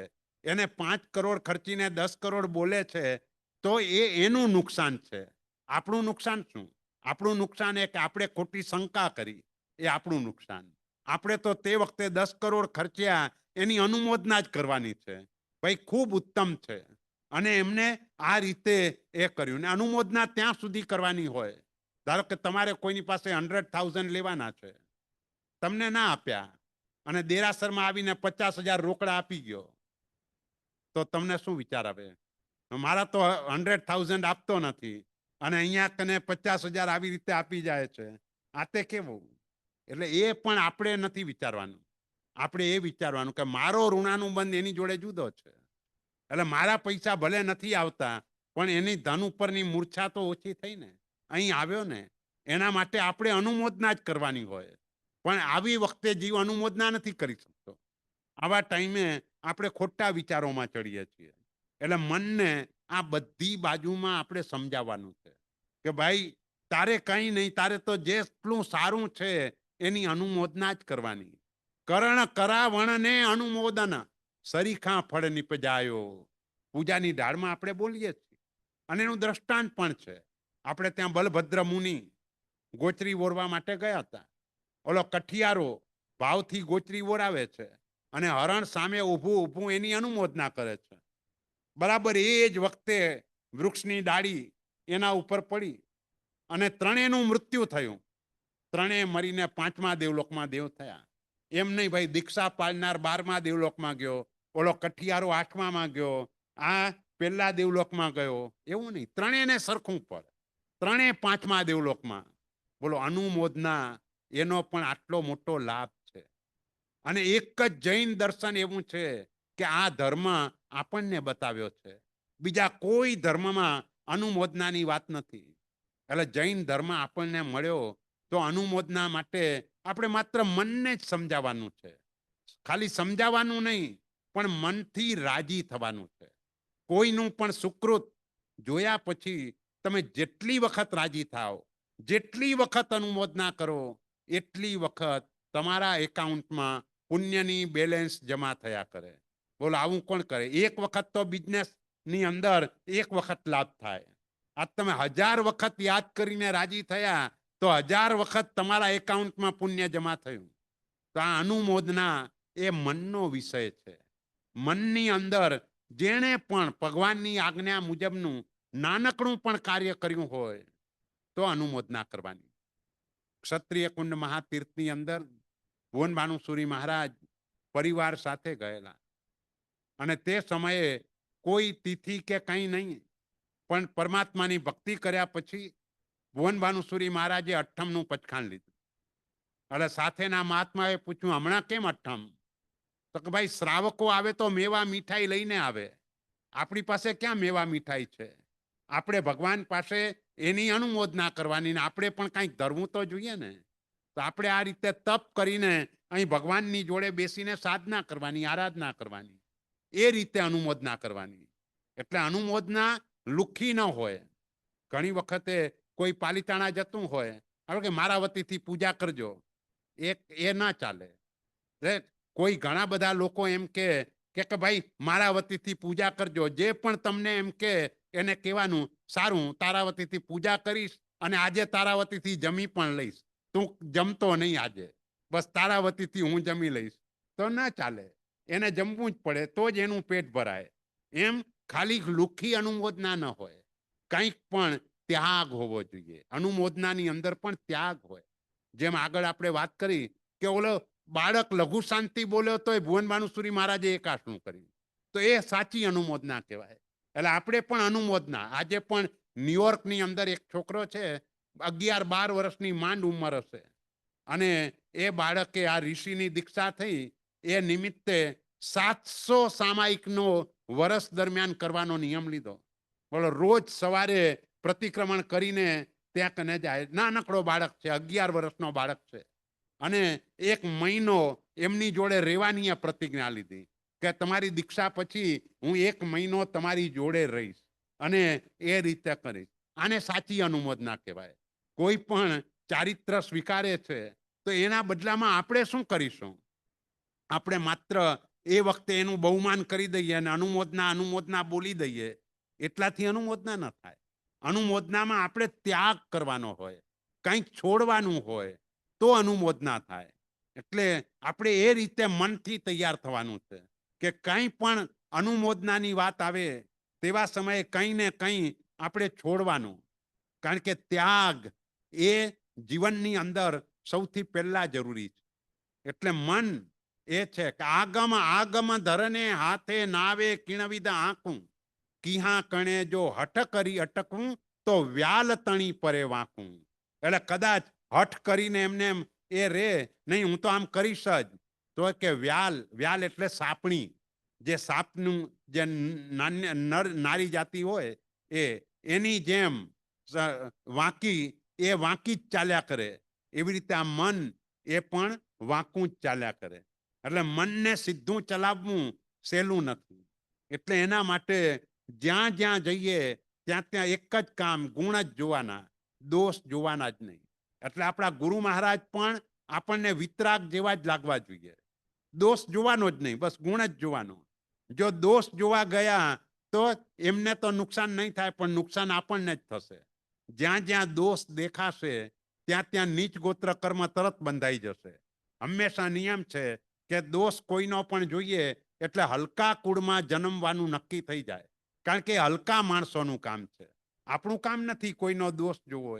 આપણે તો માત્ર ને માત્ર ગુણ દૃષ્ટિ એ જ કેળવવાની છે. પછી કે છે, જો ઠગ કહું તો ઠગ તો ન દેખું, સાહુકાર પણ નહીં. કિહા કણે જો ઠગ કહું તો ઠગ તો ન દેખું, સાહુકાર પણ નહીં. સર્વ માહેને સહુથી અડગું, એ અચરીજ મન માહી હો કુંથુજીના મનડું કિમહી ન બાજે. કદાચ આપણે એમ કહીએ કે મન મને ઠગી જાય છે, તો એ ક્યાંય દેખાતું નથી કે મન આપણને ઠગતું હોય. અને સાહુકારે નથી. સાહુકાર એટલા માટે નથી કે એ મન જ, આ દેશની અંદર વધારે શું છે, કુદરતી સૌંદર્ય. મોટા ભાગે તમે આ દેશમાં ક્યાંય પણ નીકળો તો કુદરતી સૌંદર્ય વધારે દેખાય. તો કુદરતી સૌંદર્ય દેખાય અને એની અંદર આપણું મન એ તરફ જાય એટલે શું થાય? કર્મસત્તા એમ કે ભાઈ તને આ કુદરતી સૌંદર્ય બહુ ગમે છે, તો તું આ સૌંદર્યમાં જ ગોઠવાઈ જા. તને જોઈને બીજાને પણ આનંદ જ થશે. એટલે મન આવી રીતનું છે. મન જ્યાં જાય છે, આ રીતે કુદરતી સૌંદર્ય, નાયગરાનો ધોધ જોવામાં રાજી થઈ ગયું અને બરાબર એ જ ટાઈમે આયુષ્ય બંધાઈ ગયું, તો કર્મસત્તા કહેશે ભાઈ તું પણ ત્યાં જ ગોઠવાઈ જા પાણીના જીવ તરીકે. જેમ તને બીજાને જોઈને આનંદ થયો એમ બીજાને પણ તને જોઈને આનંદ થશે. એટલે આ મન છેક પંચેન્દ્રિયમાંથી આ એકેન્દ્રિયની અંદર ધકેલી દે. અને એકેન્દ્રિયમાં પણ મોટા ભાગે આપણે શું બોલીએ, કાઢો રે કાઢો એને સૌ કહે જાણે જન્મ્યો જ નહોતો. માણસનું મરણ થાય એટલે અહીં તો એવી પ્રથા નથી, પણ ઇન્ડિયામાં તો કોઈને તમે ફોન કરો કે આ ફલાણા ભાઈ ગયા એટલે સામેથી પહેલો જ ક્વેશ્ચન એ કરે, કેટલા વાગે કાઢવાના છે?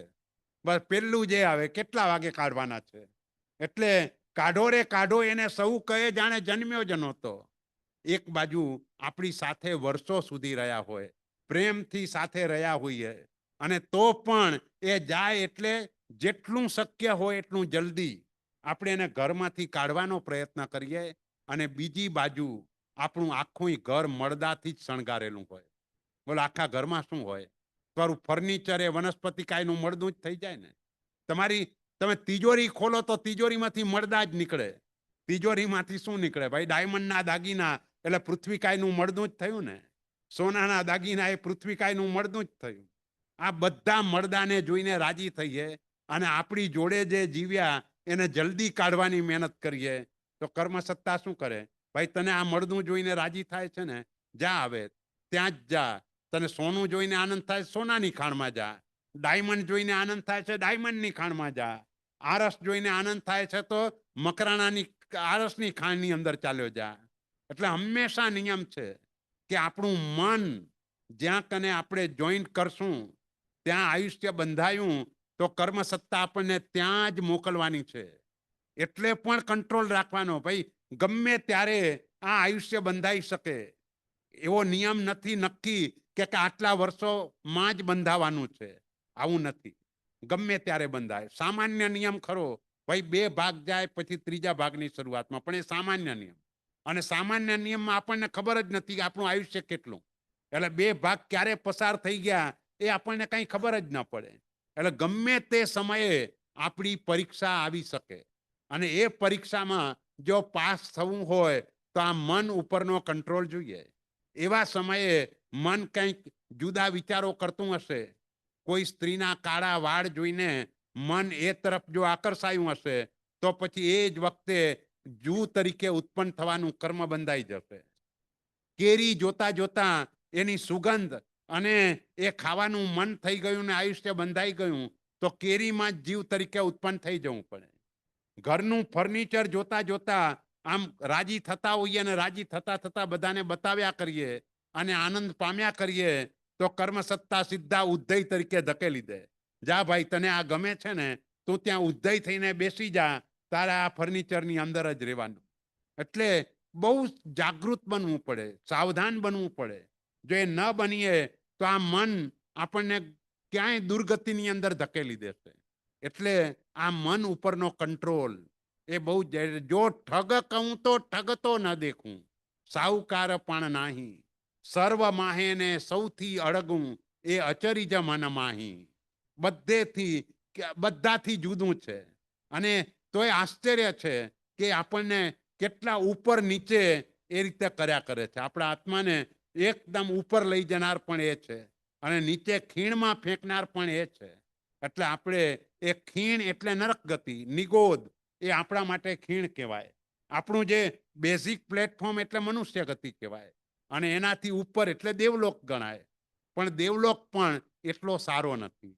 સારો નથી એટલા માટે કે મોટા ભાગે ત્યાંની સિચ્યુએશન એવી છે કે દરેક દેવલોકની અંદર જે વિમાનો હોય એ વિમાનની અંદર વચ્ચે મોટું ઝુમ્મર હોય અને ઝુમ્મર એમાં વચલું જે મોતી હોય એ 64 મણનું. વચલું મોતી 64 મણનું પૂજાની ઢાળમાં બોલીએ છીએ. એની આગળ પાછળ 32 મણ, 16 મણ, 8 મણ, આ બધા મોતી સાચા મોતી, રિયલ મોતી હોય. અને જરાક પવન આવે અને મોતી આમ અથડાય એટલે જે નાટક એમાંથી નીકળે એ લાખો વર્ષ ચાલે. આપણું પિક્ચર 3 કલાકમાં પૂરું થઈ જાય, અહીં કને લાખો વર્ષ ચાલે. એટલે ત્યાં સુધી એનું મન ત્યાં જ રહે. એટલે એ પણ એ ત્યાંથી દુર્ગતિમાં આ રીતે જવાય છે. એટલે દેવલોકમાં પણ જે પણ પુણ્ય હોય એ વપરાઈ જાય એટલે ત્યાંથી એ જીવને પાછું એકેન્દ્રિયમાં ચાલ્યા જવું પડે. એટલે આપણે પુણ્યને સમજીને વાપરવાનું છે. જેમ વાસી ખવાય નહીં એમ વાસી પુણ્ય પણ નહીં વાપરવાનું, નવું પુણ્ય ઊભું કરવાનું.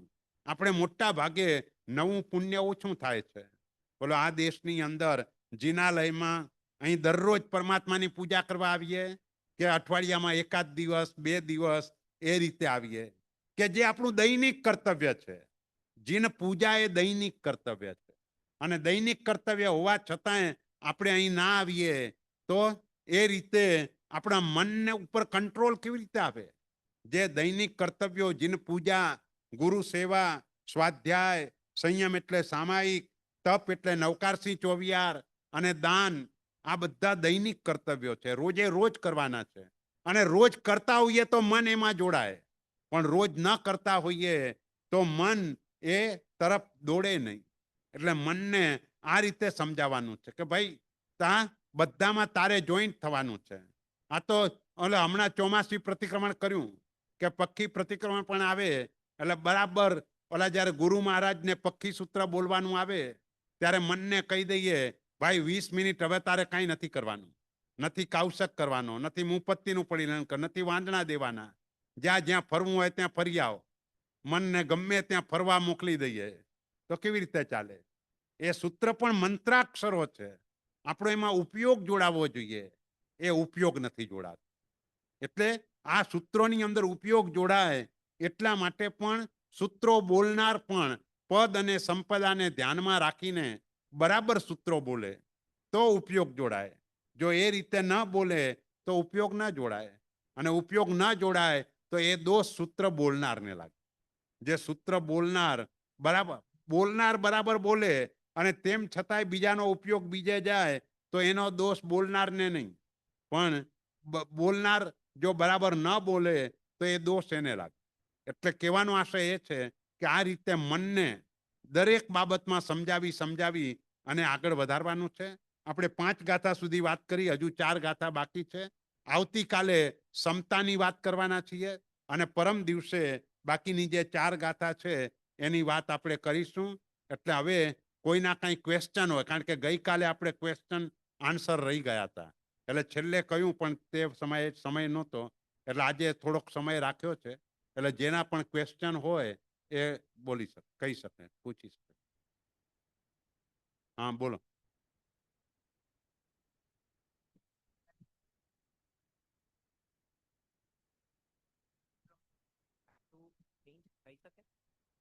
ના, એટલે એમનો ક્વેશ્ચન એ છે કે મનના લીધે આપણું ક્યાંક બીજે આયુષ્ય બંધાઈ ગયું હોય અને પછી પ્રતિક્રમણ કરે તો એમાં ફેરફાર થાય કે નહીં, બરાબર ને? ના, એમાં એવું છે કે આયુષ્ય બંધાયું એટલે એક વખત તો ત્યાં જવું જ પડે. દાખલા તરીકે શ્રેણિક મહારાજા આવતી 24મીમાં આપણા પહેલા ભગવાન થવાના છે. હવે એ શ્રેણિક મહારાજા પહેલા ભગવાનના સંપર્કમાં હતા નહીં, અને તેવા સમયે રાજા તરીકે એને શિકારનો શોખ હતો, અને એમાં એક હરણીનો શિકાર કર્યો, અને એક ગર્ભવતી હરણી હતી. એનો શિકાર કરીને રાજી થયા અને પેલી નરકનું 84,000 વર્ષનું આયુષ્ય બંધાઈ ગયું. પછી એ ભગવાનના સંપર્કમાં આવ્યા. ભગવાન તરફની ભક્તિ એટલી બધી વધી, કોઈ સમાચાર આવે કે ભાઈ ભગવાને ધર્મલાભ કેવડાવ્યા છે, એટલે જે દિશામાં ભગવાન હોય એ દિશામાં રત્નનો સાથીઓ કાઢી અને ભગવાનની સન્મુખ ચૈત્યવંદન કરવા બેસી જાય, અને પોતાની રોમ રાજી વિકસ્વર થઈ જાય, આંખમાંથી હર્ષના અશ્રુ ચાલ્યા જાય. આટલી ઉત્તમતા એવા સમયે હતી, પણ એના કારણે એને તીર્થંકર નામકર્મ બાંધ્યું, પણ આયુષ્ય પહેલા બંધાઈ ગયેલું છે. એટલે ભલે ભગવાન થાય પણ કર્મ સત્તા કે ભાઈ તમે 84,000 યર પહેલા અહીં કને આવી જાઓ, બધા દુઃખોને ભોગવો, પછી ભગવાન થજો, કારણ કે તમે આયુષ્ય બાંધી દીધું છે. એટલે આપણો 5મો વારો 21,000 વર્ષનો, 6ઠ્ઠો વારો 21,000 વર્ષનો, પછીનો પહેલો વારો 21,000 વર્ષ, અને બીજો વારો 21,000 વર્ષ, એમ 84,000 પૂરા થશે, અને ત્રીજા આરાના 89 પખવાડિયા જશે, ત્યાર પછી એમનો અહીં તીર્થંકર તરીકે જન્મ થશે. ત્યાં સુધી એમને પણ નરકની અંદર પરમાધામી કૃત વેદના, પરસ્પરજન્ય વેદના, ક્ષેત્રજન્ય વેદના, આ બધા પ્રકારની વેદના એમને ભોગવવી પડશે. એટલે કહેવાનો આશય એ છે કે આયુષ્ય એક વખતે બંધાઈ ગયું પછી એમાં ફેરફાર થાય નહીં. જેમ આ નબળી બાજુ આપણે કહે કે નરકનું આયુષ્ય બંધાયું, એવી રીતે ભગવાનને આશાતના કરનારો ગોસાળો, તો એ ગોસાળાએ પણ છેલ્લે ભગવાન ઉપર તેજો લેસ્યા ફેંકી, અને તેજો લેસ્યા ભગવાનને પ્રદક્ષિણા આપીને પાછી ફરી, એના જ શરીરમાં પ્રવેશી, અને તે સમયે ભયંકર વેદના થવા લાગી. તે સમયે તીવ્ર પશ્ચાતાપ થયો, અને એ પશ્ચાતાપના કારણે સમ્યક દર્શન ગુણ પામી ગયો, અને પછી આયુષ્ય બાંધ્યું તો 12મા દેવલોકમાં ગયો. એક બાજુ ભગવાનની આટલી ઘોર આસાધના કરી છે, અને બીજી બાજુ 12મા દેવલોકમાં પહોંચ્યો. કેમ? આયુષ્ય બંધ વખતના પરિણામ સારા હતા. પણ ભગવાનની આસાધના કરી એનું શું? તો કે આસાધના કરી એના ફળ સ્વરૂપે 7 નરકમાં 2 વખત જશે, ત્યાર પછી એ પાપથી એનો છુટકારો થશે. ત્યાં સુધી એ પાપમાંથી મુક્ત નહીં થાય. એટલે પહેલી નરકમાં જાય એટલે દેવલોકમાંથી નરકમાં ન જાય, ત્યાંથી મનુષ્યમાં આવે, તિર્યંચમાં આવે, ત્યાંથી વળી પાછો એ તો 12મો દેવલોક છે એટલે તિર્યંચ પણ ન થાય, મનુષ્ય જ આવે. પણ ત્યાંથી ધારો કે નરકમાં જાય, પહેલી નરકમાં, પછી બહાર આવે મનુષ્ય કે તિર્યંચ તરીકે, વળી પહેલી નરક, વળી બહાર આવે બીજી નરક, વળી બહાર આવે બીજી નરક, વળી બહાર આવે ત્રીજી નરક. આવી રીતે 7 નરકમાં 2 વખત ગયા પછી એનું એક કર્મ પૂરું થશે. ત્યાં સુધી એને આ ભોગવ, એટલે કરેલા કર્મ ભોગવવા તો પડે જ છે. પણ એ કોને ભોગવવા પડે છે? તો કે જે પશ્ચાતાપ, પ્રાયશ્ચિત વગેરે કંઈ ન કર્યું હોય એને ભોગવવા પડે. તમે ભવ આલોચના લઈ લીધી તો પછી તમે બચી જાઓ, પણ એવું ન કર્યું તો પછી કર્મ ભોગવવા પડે. એટલે એ રીતે છે. બોલો. હમ. ત્રીજી ત્રીજી ત્રીજી. હા તો બીજી અથવા ત્રીજી નરકમાં કઈ રીતે હા, બરાબર. શું કરેલું એમણે? નહીં નહીં, એની અંદર એ થવાનું કારણ એ હતું કે આયુષ્ય કર્મ બાંધતી વખતનો જે રસબંધ હતો એ રસબંધની તીવ્રતા થોડી ઓછી હતી. એટલે થયું શું કે 18,000 સાધુ ભગવંતોને ભાવપૂર્વક એમણે વંદન કર્યું. 18 સહસ સાધુજીને વિધિ શું વાંદ્યા અધિકે હર કે. એટલે આ બધાને વંદન કર્યું અને પછી ત્યાં નેમિનાથ ભગવાનને જઈને કહ્યું કે ભગવંત, આજ દિવસ સુધી મેં 360 યુદ્ધ કર્યા, પણ એમાં જેટલો થાક નથી લાગ્યો એટલો થાક મને આજે આટલા ગુરુ ભગવંતોને વંદન કરતા લાગ્યો છે. તે વખતે નેમિનાથ ભગવાને ખુલાસો કર્યો, ભાઈ તને થાક લાગ્યો નથી, તે તારો થાક ઉતાર્યો છે. અને એ થાક ઉતારવામાં વાત એ કરી કે નેમી કહે તુમે 4 નિવારી, 3 તણા દુઃખ રહ્યા. તારી 4 નરક તૂટી ગઈ, હવે માત્ર 3 જ છે. ત્યારે પછી કે છે કે એવું છે તો ફરીથી 18,000 સાધુને વંદન કરું તો મારે નરકમાં જ ન જવું પડે. તો કે ના, હવે એવું ના થાય, કારણ કે ફળની ખબર પડી ગઈ. નિષ્કામ ભાવ હોય તો થાય. એટલે શિથિલતા, નરકમાં તો જવું જ પડે. અને નરકમાં ત્રીજી નરકમાં આવવાનું કારણ એ છે કે હંમેશા નિયમ એવો છે કે તીર્થંકરનો આત્મા પહેલી 3 નરકમાંથી જ આવે, ચોથી, પાંચમી, છઠ્ઠી, સાતમી માંથી આવીને કોઈ તીર્થંકર ના થઈ શકે. એટલે પણ એ રીતે થાય. એટલે એને 3 મોટા લાભ થયા. એક સાઈક સંકેતની પ્રાપ્તિ થઈ, બીજું 7મી માંથી ત્રીજી નરક, અને ત્રીજું તીર્થંકર નામકર્મનો બંધ આવતી 24મીમાં 12મા તીર્થંકર અમમ સ્વામી તરીકે તેઓ આવશે. તો શ્રેણીક મહારાજાના કેસમાં કઈ નરકમાંથી? 5મી માંથી? ના ના, એવું નહીં. એને પહેલેથી જ બાંધેલી. અચ્છા. અને એમાં કોઈ ફેરફાર નથી થયો, કારણ કે એમાં તીવ્ર રસ હતો. જ્યારે પણ હરિણીનો શિકાર કર્યો અને શિકાર કરીને પણ એકદમ રાજી થયા, એટલે એની તીવ્રતાના કારણે એટલું જ થયું. અને હવે બીજી રીતે પણ આગળ એટલે ન જાય કે તીર્થંકર નામકર્મ બાંધ્યું. હવે પહેલા તીર્થંકર થવું હોય તો એનો સમયગાળો આ જ છે. એટલે ત્યારે જ થાય. હંમેશા નિયમ છે કે અવસર પીણી કાળ ચાલતો હોય તો પહેલા તીર્થંકર ત્રીજા આરાના 89 પખવાડિયા બાકી હોય ત્યારે નિર્વાણ પામે અને એના 84 લાખ પૂર્વ પહેલા એમનો જન્મ થાય. અને ચોથા આરામાં બાકીના 23 તીર્થંકરો થાય. છેલ્લા ભગવાનનું નિર્વાણ ચોથા આરાના 89 પખવાડિયા બાકી હોય ત્યારે થાય. અને ઉત્સર્પિણી કાળમાં ત્રીજા આરામાં 23 ભગવાન થાય, ચોથા આરામાં એક જ ભગવાન થાય. એટલે આ ક્રમ છે. અને એટલે જ આપણા જે તિથિના દિવસોનું આ મહત્વ છે. કલ્યાણકની તિથિ ચૈત્ર સુદ 13, એટલે ભગવાન મહાવીરનું જન્મ કલ્યાણક. પણ ખાલી ભગવાન મહાવીરનું જન્મ કલ્યાણક નહીં, આવતી 24મીમાં શ્રેણીક મહારાજા પહેલા તીર્થંકર તરીકે આવશે ત્યારે એમનો જન્મ ચૈત્ર સુદ 13ના જ થશે. એટલે આ બધા જે કલ્યાણકના દિવસો છે એ જ રહેવાના છે, એમાં કોઈ ફેરફાર થવાનો નથી. એટલે એ દ્રષ્ટિએ પણ તિથિનું મહત્વ વધારે છે. આ દેશમાં બધું તારીખ પ્રમાણે થતું હોય છે, તારીખ નહીં. આપણે ત્યાં તિથિનું મહત્વ છે. અને એ રીતે તો મન ઉપર કાબુ કરવા માટે ઈચ્છાઓ પર કાબુ કરવાનો કે ઈચ્છાઓ પર કાબુ કરવા જો માટે ઈચ્છાઓ એવું છે કે ઈચ્છામાં અપ્રશસ્તમાંથી પ્રશસ્ત ઉપર આવવાનું, અશુભમાંથી શુભમાં આવવાનું. ઈચ્છા નો નાશ નથી થવાનો. કારણ કે આપણે આપણા ભગવાન કયા, તો કે જે ઈચ્છા વિનાના હોય આપણા ભગવાન. એટલે આપણે જો ઈચ્છા વિનાના થઈ જઈએ તો આપણે ભગવાન બની જઈએ, આપણે વિતરાગ બની જઈએ. એટલે ઈચ્છા વિનાના આપણે થઈ શકીએ એમ નથી. તો આપણે શું કરવાનું? આપણે સારી ઈચ્છા કરવાની. આ પર્યુષણમાં મારે માસક સમણનો તપ કરવો છે, અથવા મારે ઉપદાન તપ કરવા માટે જવું છે, અથવા મારે આ રીતે અહીં આંબિલ જ્યારે પણ થાય તે સમયે મારે લાભ લેવો છે, અથવા હું પીરસીને કે એવી રીતે લાભ લઈશ. આ બધી સારી ઈચ્છાઓ છે. એટલે અશુભમાંથી શુભમાં આવવાનું. હા, દેરાસર બાંધવામાં એટલે આ ગામની અંદર એક છે કે મારે જલ્દી જિનાલય બનાવવું છે, અને જિનાલયમાં હું દરરોજ પરમાત્માની ભક્તિ કરી શકું.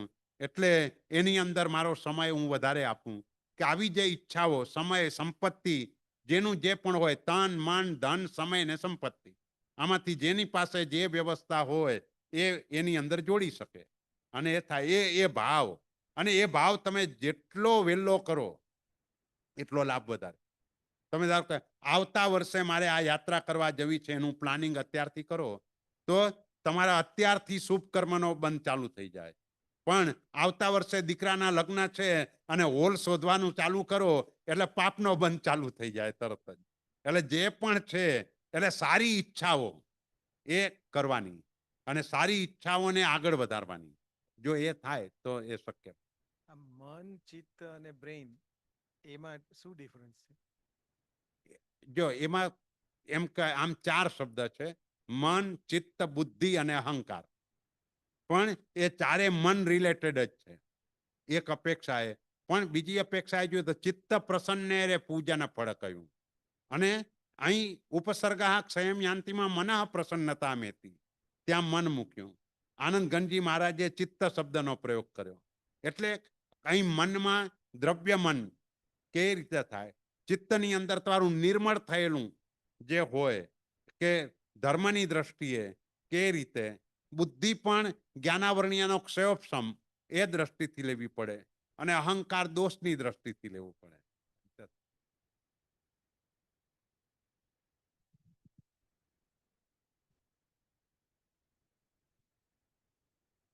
બોલો, બીજા કોઈનો ક્વેશ્ચન? 5. હા,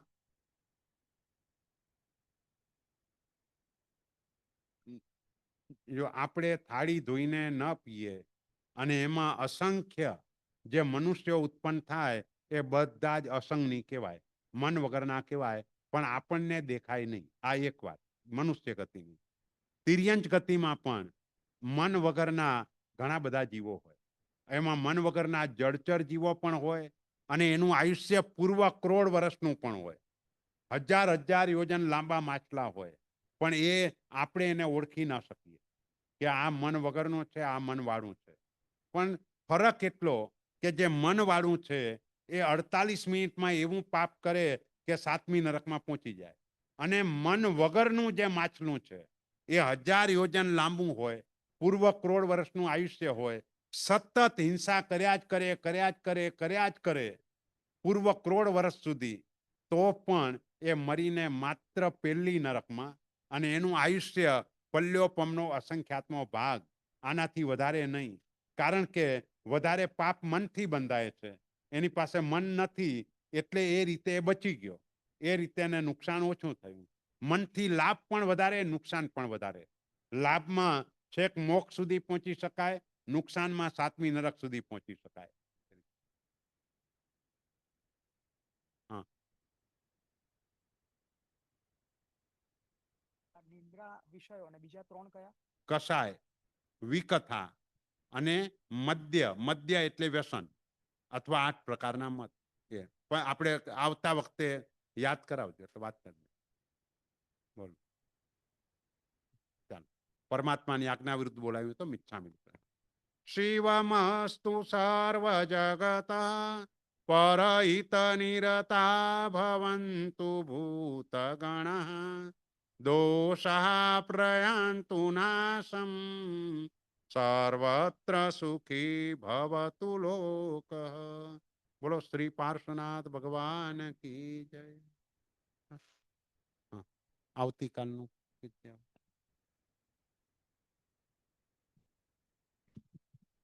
જય જિનેન્દ્ર. આજની તારીખ, આજનો દિવસ અને આવું સરસ સુંદર રીતે સિમ્પલ ભાષામાં મનમાં બધું ખબર પડે અને મનને કંટ્રોલ કરવાની વસ્તુ મળે, આપણા ખરેખર ખૂબ જ ભાગ્ય કહેવાય કે આવા પરિસ્થિતિમાં આપણે ભાગ લઈ શકીએ. આઈ વિશ કે બધા અહીંયા વધારે ક્વોન્ટિટીમાં માણસો આવે અને બધા લાભ લઈ શકે કરીને. આજનો દિવસ પાછું યાદ કરાવું છું. આજથી બરોબર 32 વર્ષ પહેલાં પાર્શ્વનાથ ભગવાનની આજે અહીંયા આગળ રિચર્ડસનની અંદર ડાલાસની અંદર પધરામણી થઈ હતી અને આપણે પ્રતિષ્ઠા કરી હતી. આજે એનો 32મો વર્ષની વર્ષગાંઠ છે અને આવા દિવસે આપણે આવું સરસ સાંભળવા મળે તો આપણો ખરેખર નસીબ કહેવાય કે અહીંયા આગળ અનાર્ય દેશમાં બેસીને પણ આપણને આવો લાભ મળી શકે છે. હવે જેમ કીધું, મન તો મારી ન શકાય, પણ મનને વળાવવાનું છે. તે કાલે આપણે સવારના 8:30 વાગે અહીંયા આગળ અષ્ટપ્રકારી પૂજા, એની સાથે 9:30 વાગે પછી આપણે સ્નાત્ર પૂજા અને પછી 11 વાગે આપણે અહીંયાથી 10:30 વાગે આપણે અહીંયાથી સ્વાધ્યાય ચાલુ કરીશું અને 12 વાગ્યા પછી આપણે સ્વામી વાત્સલ્ય અહીંયાથી કરીશું. તો જરૂરથી બધા બને એટલો લાભ મન પાકું કરીને આવ્યો કાલે. અને કાલથી અહીંયા આગળ આપણે જે નવો સબ્જેક્ટ છે કાલનો સબ્જેક્ટ જુદો છે બધાના, કારણ કે ઘણા બધા નવા શનિવાર છે એટલે આવશે તો એમને આ કન્ટિન્યુએશન ન મળે એટલા માટે કાલે નવો સબ્જેક્ટ રાખેલો છે. અને પરમ દિવસે રવિવારે એમનું છેલ્લું સ્વાધ્યાય છે. સાંજના બધાના ઘરે છે, કાલે સાંજના રાહુલ અને કૃપાબેનના ઘરે છે. તો ત્યાં આગળ પણ કદાચ જો ટાઈમ મળે તો રાતના સ્વાધ્યાય ઝૂમ પર કરી શકાય. તો જે લોકોને ઘરે બેઠા પણ સાંભળવું હોય તો સાંભળી શકાશે. અડધો 1 કલાકનું થઈ શકે. અને એવી રીતે રવિવારે જો સત્યજીતભાઈના ઘરે છે સાંજના, તો ત્યાં પણ કરવું હોય તો એ કરી શકાશે. તો એ પ્રમાણે બધા જેટલો બને એટલો એમનો લાભ લઈએ, કારણ કે આટલું જ્ઞાની અને સિમ્પલ ભાષામાં સમજાવવાળા બહુ જ ઓછા પંડિતજી છે. અને આપણે ખરેખર નસીબદાર છે કે આટલા 10,000 માઇલ દૂર રહીને પણ આપણને અહીંયા લાભ મળે છે. તો આપણે ખરેખર ભાગ્યશાળી કહેવાય. અને એમની ખૂબ ખૂબ અનુમોદના કરી કે આટલા દૂરથી એ દર વર્ષે આવીને આટલો આપણને ભોગ આપે છે. તો એમને ખૂબ ખૂબ ધન્યવાદ કે આપણને આટલું કરે છે. એના માટે ખૂબ જ આપણે અનુમોદના કરીએ કરીને એક વખત આપણે અનુમોદના આજે કરી દઈએ એમની બધાની વચ્ચે. અનુમોદના અનુમોદના અનુમોદના વારંવાર અનુમોદના અનુમોદના અનુમોદના વારંવાર. હા, બધા સ્વાધ્યાયમાં કન્ટિન્યુઅસ જોડાય તો સાચી અનુમોદના કહેવાય. સાચી વાત છે. હા, એટલે કીધું ને કે માત્ર કોઈને પણ અનુમોદના કરવી હોય તો આપણે કઈક કમિટમેન્ટ કરીને કરી શકાય કરી. હા, બધા યુટ્યુબ પર તમને પાછું જોવા મળશે. તમને JSNTના આજે અહીંયા યુટ્યુબની જે ચેનલ છે એમાં તમને જોવા મળશે. યા આવતીકાલનો ટોપિક છે સમતા સુખ. બરાબર. એટલે એ કાલે જરા નવું છે. અને આ પ્રેક્ટિકલી આપણે દર વખતે સાંભળીએ છીએ કે આવા બધા શાસ્ત્રોના સિદ્ધાંતો છે, પણ પ્રેક્ટિકલી કેવી રીતે કરવું, મનને કેવી રીતે કંટ્રોલમાં રાખવું, મનથી શું થઈ શકે મનથી શું ન થઈ શકે, એ આપણે આજે સાંભળીએ. આજનું હજી વિસ્તારમાં સાંભળવા મળશે. અને આપણને છે ને ઘાણી જેમ ઠોકીને બેસાડે ત્યારે આપણો શેપ બદલાય, નહીં તો આપણે અડગ ને અડગ રહીએ એવું ન થાય. એટલા માટે આવા કોન્સ્ટન્ટ ટકોરા આપણને માથા પર પડવા જોઈએ. તો એ સાથે આપણે આજે અહીંયાથી વિદાય લઈએ અને કાલે સવારના બધા જ પાછા મળીએ. બોલો જીને શાસન દેવ કી જય.